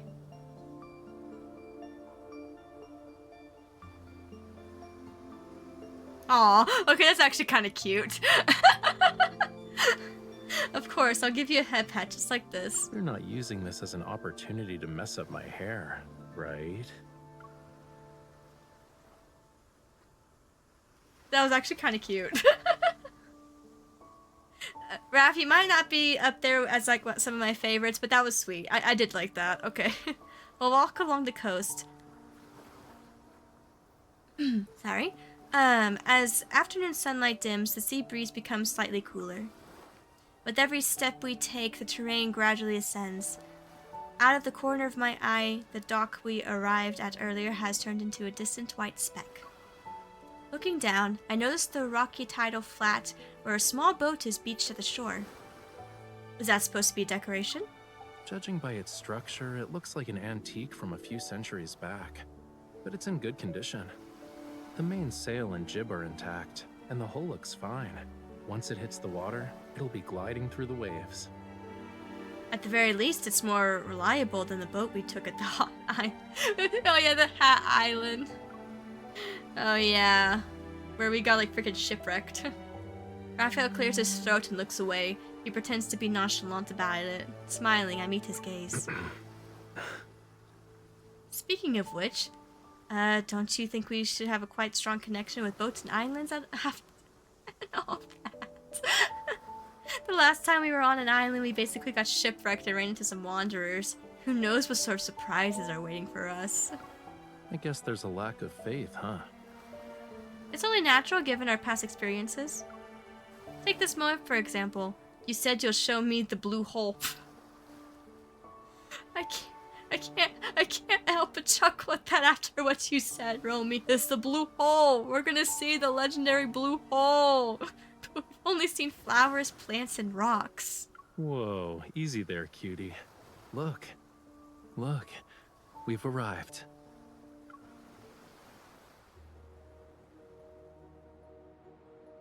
Different from the coastline earlier, a deep blue sea approaches before me.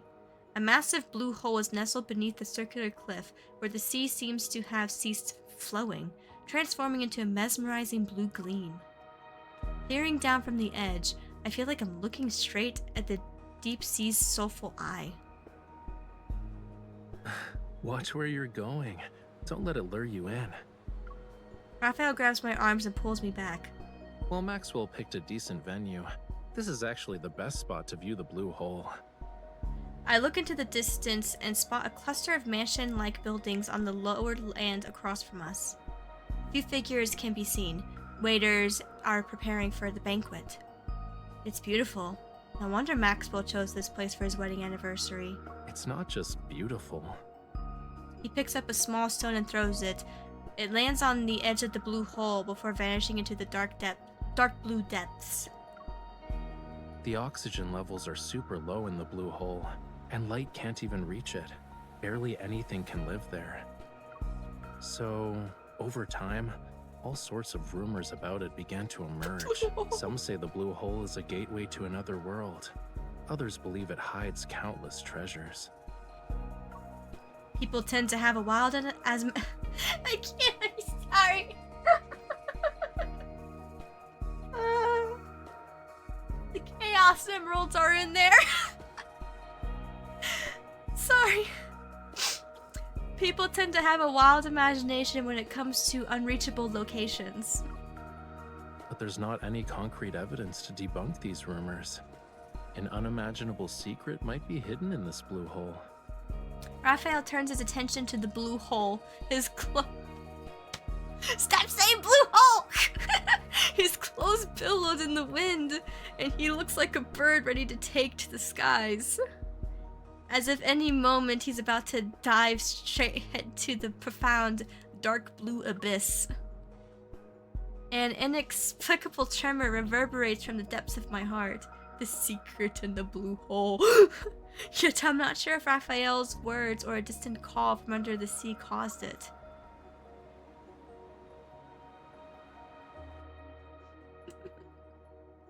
Oh my god. Is that my damn wife? Yeah, we're like in the story and we're hanging out with him right now. Yeah. Hi JJ! I don't know if I have any mods here, but can we get a shout out for JJ? It's 7 p.m. The ceremony for the wedding anniversary takes place as scheduled in front of the manor near the Blue Hole. We're near something called the Blue Hole. Thank you, emote. Yeah, we're at a masquerade together. I'm there with Raphael, and I'm being his bodyguard, also manager, and he's pretending to be an opera singer because we're trying to be we're trying to go to this place undercover to get intel. Yeah. Amidst the guests' applause and cheers, Maxwell presents the jewelry to his beloved wife, Gabriella.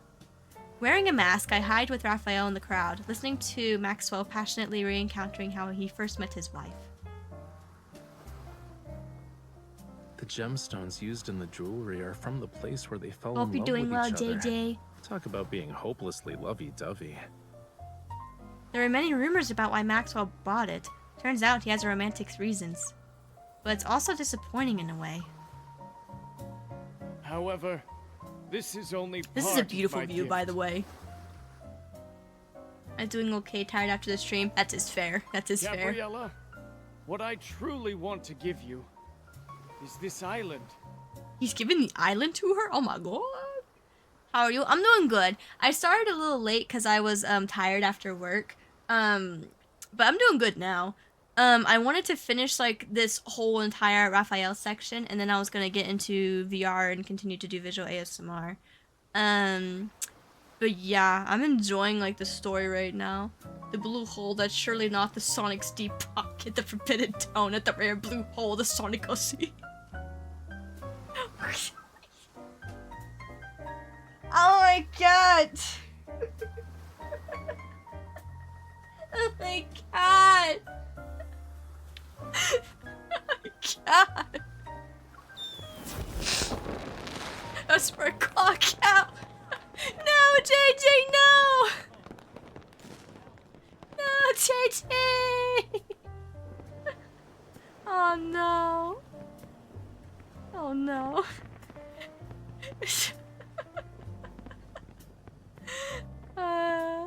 As soon as Maxwell finishes speaking, fireworks explode. JJ has left the server. No! Oh no, JJ got scared away. Fireworks explode in the night sky and cast a colorful glow upon our surroundings. Under this radiance is the blue hole as it emits a faint light. The water's surface shimmers like a precious gemstone. They say this blue hole is a rare wonder of the world. Not only is it this island's heart, but it's also the sea's. My wife entrusted me with her precious, pure heart. And so, I was given the gift of experiencing the best love in the world. That's why I'd like to offer her the world's most precious, purest heart. This island's official name is Gabriella's Atoll. He keeps on throwing bricks with me. The fireworks become increasingly more magnificent and dazzling, accompanied by joyful laughter and applause. Gabriella, who's brimming with happiness, tightly holds her husband's hand. The jewelry she's wearing around her neck is even more brilliant. Don't ogle so much. Even a mask can't hide how you're eyeing the jewelry. I'm trying to come up with a conversation starter for when I approach her later. This is easy. Just say, Gabriella, your love story was so moving. I would be honored to hear more about it. I don't think that's enough to earn her trust. Remember, to Maxwell and his wife, you're the girlfriend of Yosef's illegitimate kid. True. With such a complex background, it's pretty clear that our love story is filled with obstacles. So, it's only natural for you to admire the romance between Maxwell and Gabriella. She might even pity you. Okay, Sea God. Raphael, did you work as an actor before? How are you able to easily slip into any role?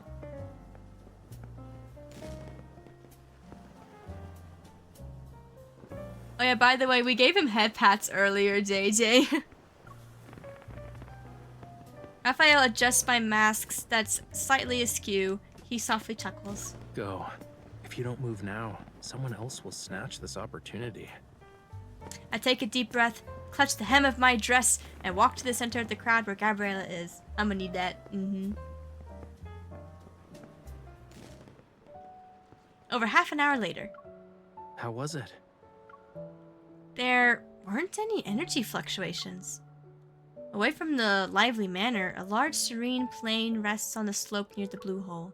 Disappointed, I sit down on the grass. My gaze is fixed on the almost still seawater, within the blue hole. My sigh soars into the air, releasing me from the weight of my emotions. Even when I sensed it in every way possible and scanned it with my watch, the jewelry showed no abnormalities. Sorry. I've been reading for almost like 3.5 hours, so I think it's like wearing that. Like, never mind. Captain Jenna said that finding aether cores would be a long-term struggle. It can process as smoothly as I hoped. I'll treat this as an island vacation. I haven't even started comforting you, and you're already coming to terms with it? How are you going to do that? I'm willing to listen to your plan. Raphael props up his chin with his hand. It appears as if he's lost in thought for a moment. I haven't made up my mind yet, you know. But maybe this will cheer you up? What are you doing? He takes out something from inside his coat. It's a small bundle of sparklers. Take one. Where'd you get the sparklers from?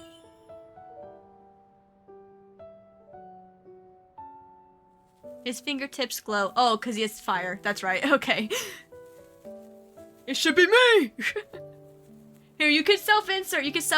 I'm just narrating.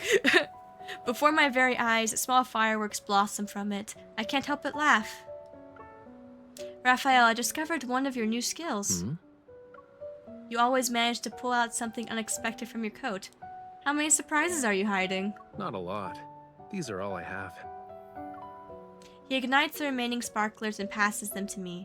In my hand, they magically transform into a dazzling bouquet. Hi, Midnight! Seemingly attuned to the mood, the sea breeze subsides and allows the sparklers to glow until they flicker out. Then, it rises with the tide. Did Mance just change the sparklers into a bouquet of flowers for me? Did I read that correctly? Damn! Let's go. It's about time we headed back. Shh. A serious look appears on his face. As he turns away, taking my hand, he swiftly guides me to a nearby rock. We have company. Seeing his weary expression, I hold my breath and write my expression on the rock with my finger. Maxwell? Or is this for me, Raph? What the fuck? He shakes his head. After a minute or two passes, I hear voices are moving towards us. We're ready. It won't be long before things get chaotic. When the time comes, head to Maxwell's private collection room. It's in the southeast corner. Find it while I stay in the manor too. These voices. They're from Ever. It's the people from Ever. Are they scheming something because Maxwell refused to give up the island? On the rock, I write the question, Ever? Raphael nods. If only Maxwell sold the island to us. Then we wouldn't have to go through all this trouble. Weren't you listening to the higher-ups? The stuff that's hidden on this island is very important. It can't end up with the wrong people. What is this stuff exactly? Do you want to share your big secret with me? Raph, why are you outing us? Why are you outing us? Why are you outing us? Raph, why are you outing us to Ever? This is the enemy! Why are you outing us? Why are you outing us? Who's there? Don't out us! Oh, he's just gonna threaten them with fire. Okay, never mind. Pop off, King. Okay. Flames encircle the two. Raphael approaches them slowly, one step at a time. I grab my firearm. Are you going to explain yourselves, or would you rather have a thoughtful discussion at the Hunters Association? They clench their teeth and refuse to speak. And just when I'm about to make another inquiry, I sense a powerful surge of metaflux. Raphael, a wonder is about to appear. My watch sounds an alert which coincides, with the violent tremors that shakes the sea. I hurry towards the blue hole, but Raphael blocks my way. Before we continue, I need to ask you something. Do you like treasure hunts? I do, sure, I do, but how's this related to the Wanderer? Then this adventure won't disappoint you. I love treasure! Recalling the rumors he mentioned in the afternoon about the treasure being in the blue hole, unease washes over me. Not the monsters coming from the blue hole. You're going to look for that treasure? The wind's getting stronger because of the high tide. It's the perfect time for a treasure hunt. Let's go. He holds me in his arms and rushes into the shore. The waves intensify and slowly engulf everything I can see. Meanwhile, a terrifying behemoth reveals itself in the center of the blue hole.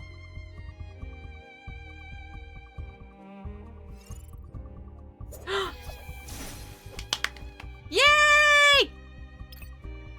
It is time! It is time! It is time! It is time. If I remember correctly, I think I actually do have this outfit for Raphael. I think I do. 3 trades. Xavier keeps trying to touch me. Lame. Gladly. This teamwork thing is going great. It's almost over. Don't let it get away. Don't underestimate the power of fire. Okay. Why are you getting closer to it? Come back here. I'm doing good, I'm doing good. Whoa. Violence in the blue hole. There's a foul wing. It's just bluffing. You got it, King. Oh, it just despawned. This teamwork thing is going great. Why are you getting closer to it? Come back here. Do you think it knows something about music?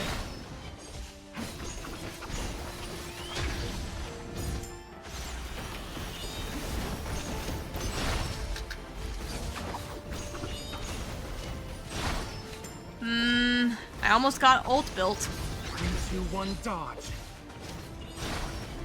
You do this. This teamwork thing is going great. Here's our chance. Here we go. Trust me on this.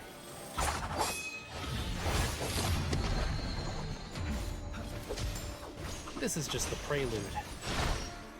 man. He recovered so fast. It's alright, he's almost done for. Watch out.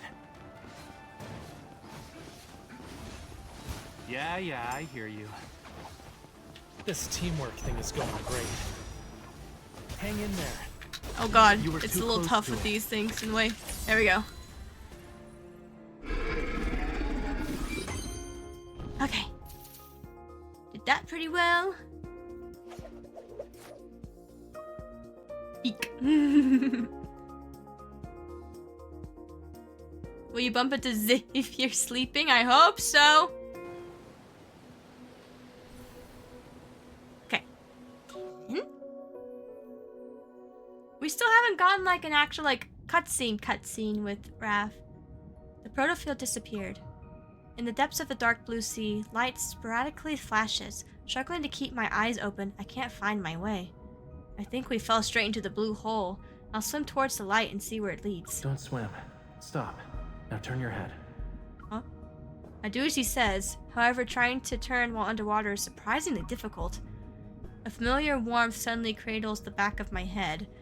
Strands of hair gracefully drift into my view, and they're followed by a gentle kiss. Did he just kiss my head? Try it.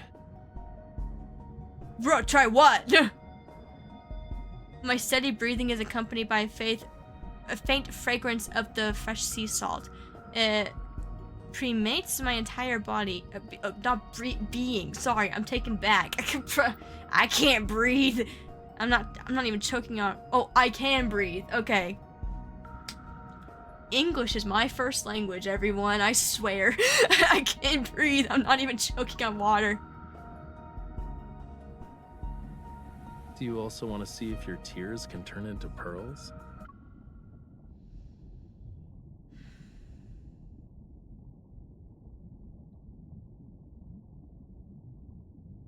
Now that's just sad.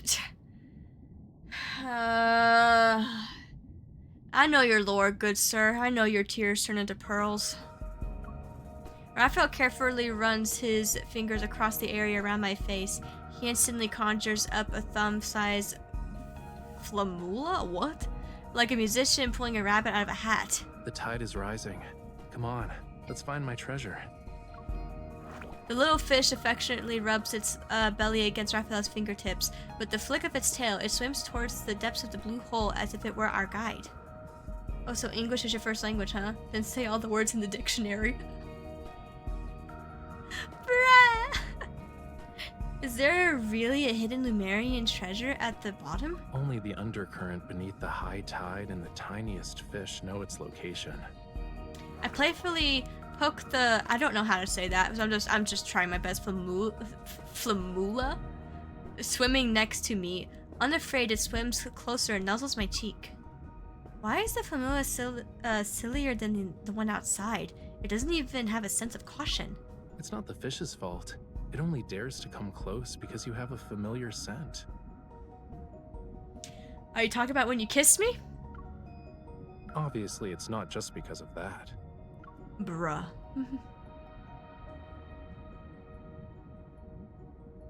He fucking kissed me.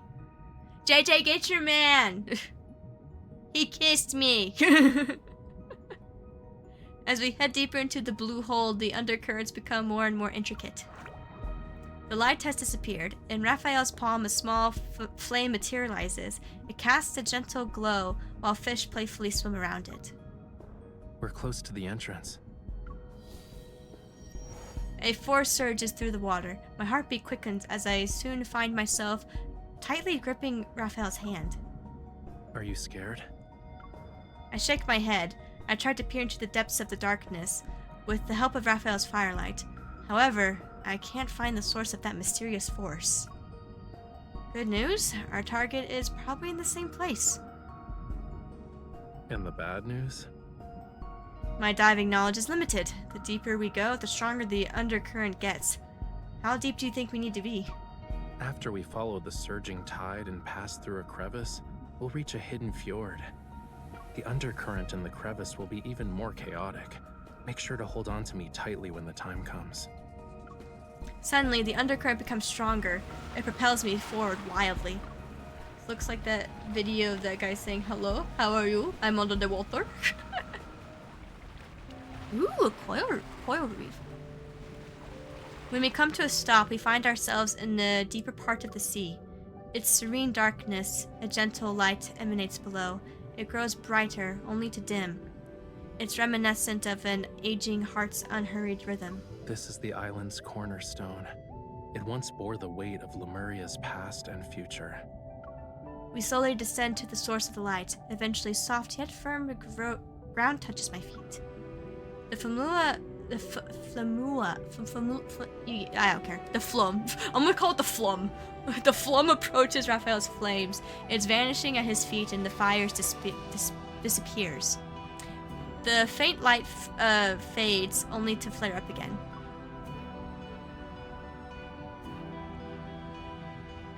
It's part of Lemuria's long-lost Tome of the Sea God. You would know of that. Under a tender radiance, the crimson seaweed of the seabed comes to life. They resemble a field of fire. We stand on a massive, thick stone slab. The engravings of its surface are a light source.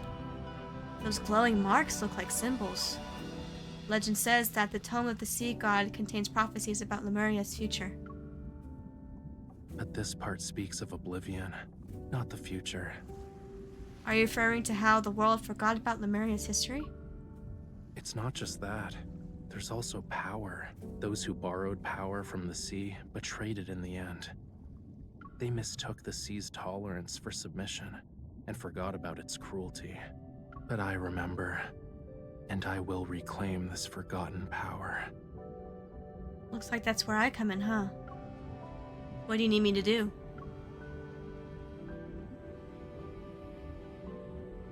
Raphael takes my hand as he materializes a dagger. Only those who have a bond with the sea god can awaken the tome.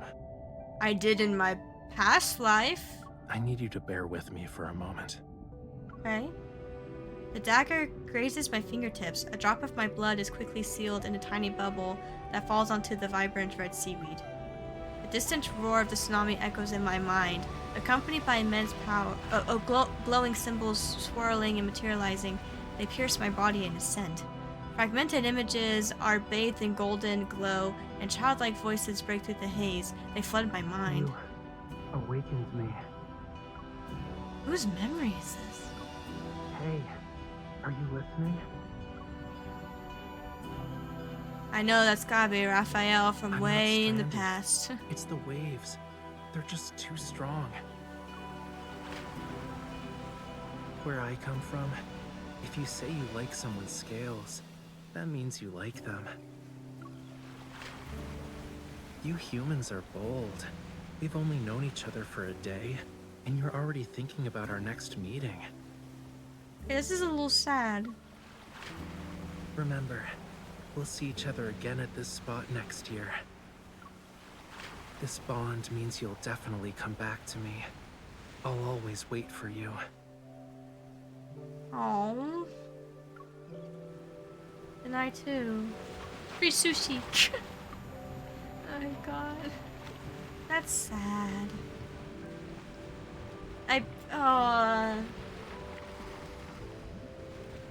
This poor girl, she's probably like, what the heck is going on? She's tapped into like her past lives like 2 times? With Silas and with now Raphael. Oh, and I think a little bit with Zane as well. I think. It's hard to say because I don't know Zane's lore.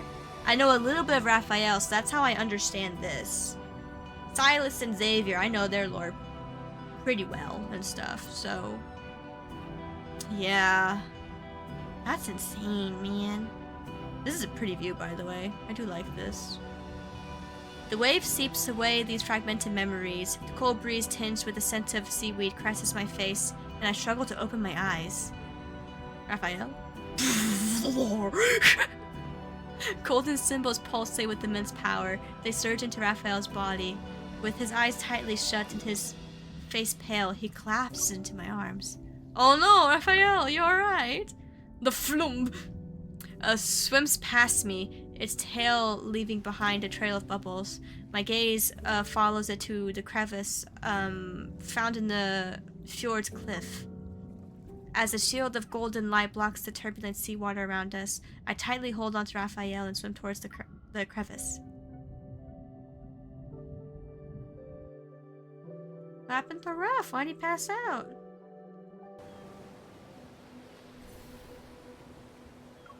I think it was 12, like, little chapters within Zane's, so we're probably nearing the end of Raph's. We leave the blue hole via a narrow gap in the seabed. When we resurface, we find ourselves in the ocean. There's a small island in the distance. A nearby ship gently rocks with the waves. It looks as if it's been waiting for a long time. Boarding the ship's hold, I look at its old mast and sails. I know this is the same ship we ran around on the island. You alright? Raphael, you okay? Yeah. After the Tome of the Sea got activated, what happened exactly? I remembered something, and when I returned to you, you were already... Raphael leans against the deck and sits. With his elbow bent, he props himself up. I said I'll give you an answer.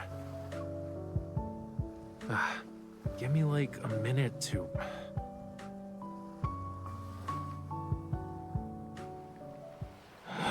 Cutscene! Cutscene, everyone! Oh my god. What's wrong? Did you get hurt?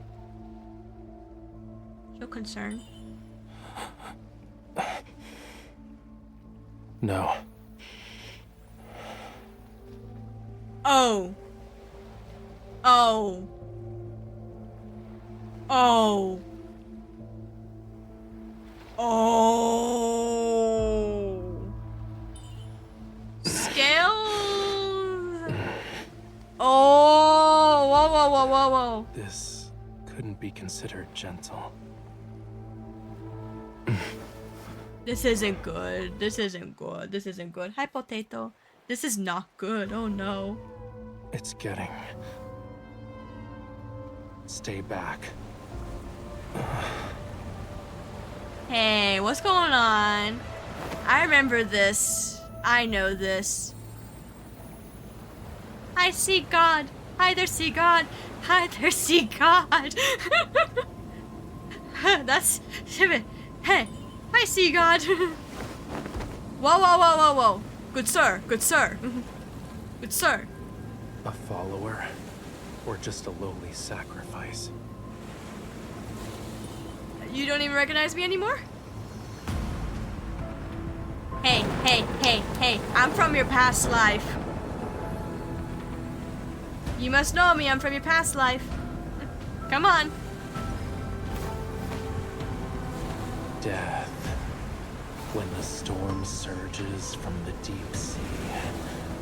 Oh. Hey, can you snap out of it? Sea God awakens. Oh. I have no need for yours. Hey, good sir. Good sir. Good sir. Okay, with the authority granted to me by the Ocean's Covenant, I order you to... Oh, snap out of it.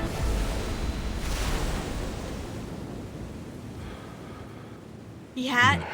That's like part of his mark. I'm actually... I didn't know that I would get to see that. To see God be awoken like that. Dang. You alright? You alright?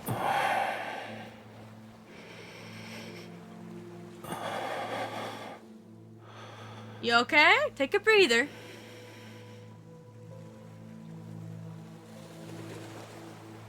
Wow.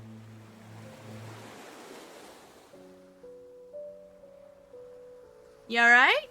Do you know who I am? Of course. Struggling, I sit up and lean back against the cabin wall. I give Raphael a once-over. There aren't any scales or weird things. This is the Raphael I know. Don't worry. I'm fine. Look. It was the sea god. I know. He holds his hand out to me. A fragment of his palm emanates a shining light and tugs at my heartstrings. An aether core fragment. I think it was embedded in the tome. I was drawn to its power.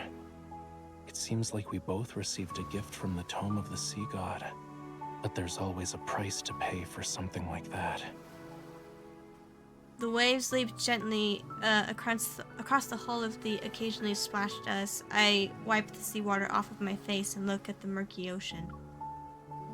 This price you have to pay, what is it? Do you need to be a sacrifice? Or sea god? The dead deep sea and the sea god's power have been awakened.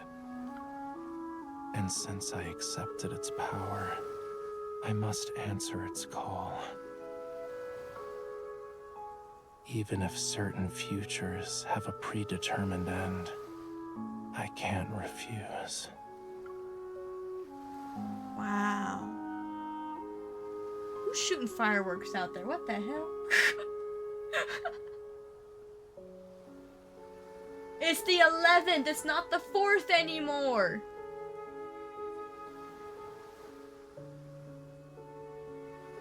I apologize if you can hear that. It's my neighbors. The ocean pushes the old ship. Exhausted, Raphael rests in my arms and closes his eyes. I look down at him. My heavy heart is drenched. And in the wind and rain, work tirelessly to drown it. Does that apply to your future as well? The sail rustles as we're carried deeper into the darkness. The boundless ocean is extraordinarily quiet tonight.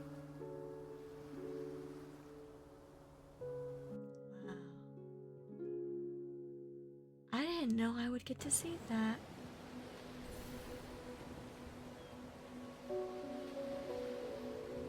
Was that it? Was it 11 that we just saw? Or was it 12? Okay, we're here. After returning from Jewel Reef, I've submitted the unknown protocore fragments to the association. While waiting for the analysis result, I received an unexpected call from the Special Operations team about the new discovery. I sent a package? Yes, you're the sender, and the mailing address says Jewel Reef. Inside it was a small device that was soaked in seawater.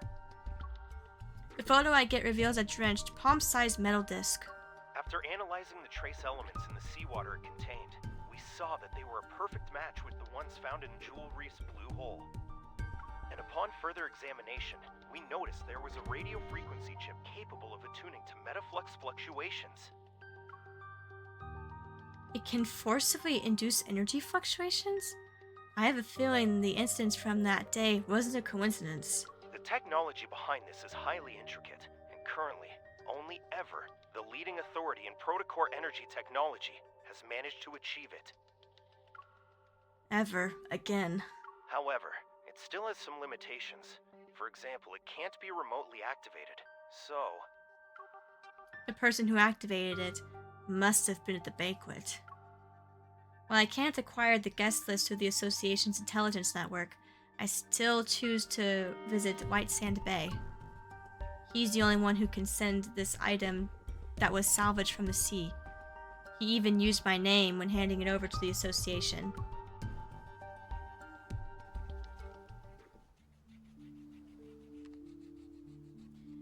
Hope he's doing better. For the entire morning, dark clouds cover the sky. Heavy and gray, they almost touch the waves, crest as I look at them from a large window. The sound of pencils against The sound of pencils against paper faintly resounds. The house's owner treats the news as nothing more than background music. Many guests have gone missing from the island. Their current whereabouts remain unknown. The venue of the banquet, Jewel Reef, has been sealed off. There will be a further investigation into the... The news reports doesn't have any notable details. I walk over to Raphael and lean down to look at his sketch. The intricate lines outline fish and clusters of coral. The shadow lurking in the cave steps appeared to be harboring secrets. I stare at this shadow, as if compelling by an unseen force. I murmur to myself, they're in the blue hole.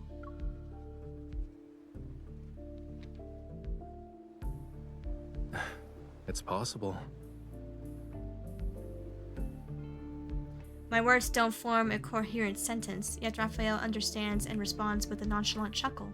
Getting lost in the allure of treasure they yearned for half their lives. It might be a sweet dream for them. You know who those missing people are. You also saw them. Meeting his gaze, I'm silent for a moment. They're from Ever. There's no doubt that they created the device to lure in wanderers, but I don't have the chance to question the motives of those people who were involved. Compared to those who willingly entered the blue hole, aren't you here for something more important? Of course, that package. Yeah, I figured as much. Maybe it can bring you closer to the truth you're seeking. As for the other thing, if you want to talk about that forgotten promise, Just notice he's wearing you don't two need belts? to bring it up now. Oh, he is. The weather's so bad today, and I'm not in the mood for a tragedy, you know. Why don't we talk about something cheerful instead? Though the detail of my encounter with Raphael remained hazy, I managed to retrieve a few fragments, vague memories. During that year, I fell into a deep sleep for 3 or 4 days due to high fever.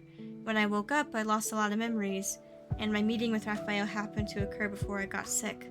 Raphael sighs and puts down the paintbrush. You don't think I'm avoiding this topic because I'm trying to run away from it, right? You want to say you forgot a lot of things from your childhood because of reasons, but you're worried it'll come off as you not wanting to take responsibility. Are you sure you don't have telepathy? Did you actually go to the beach to wait for me? Are you asking about the year after that, or every year after that?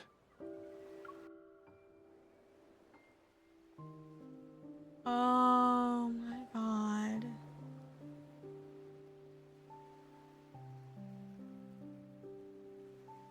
That's sad. That's sad. Observing my expression, Raphael appears somewhat resigned. Then he suddenly pokes my forehead. You don't need to feel bad about it.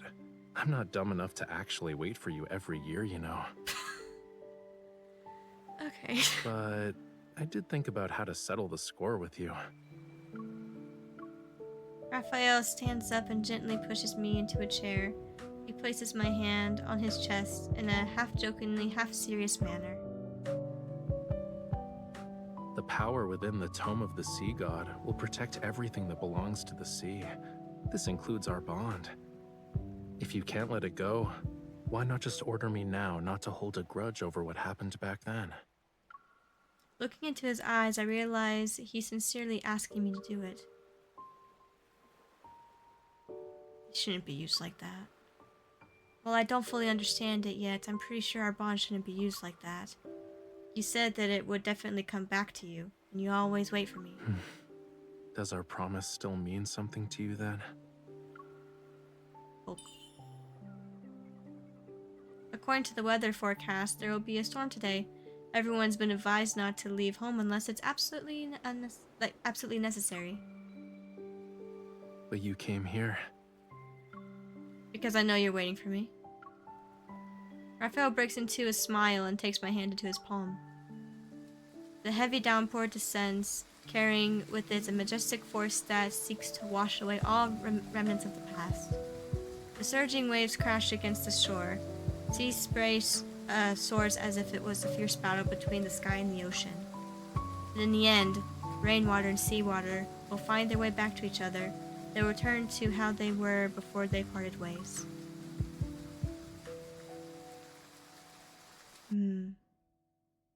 I liked that. That was actually kind of nice.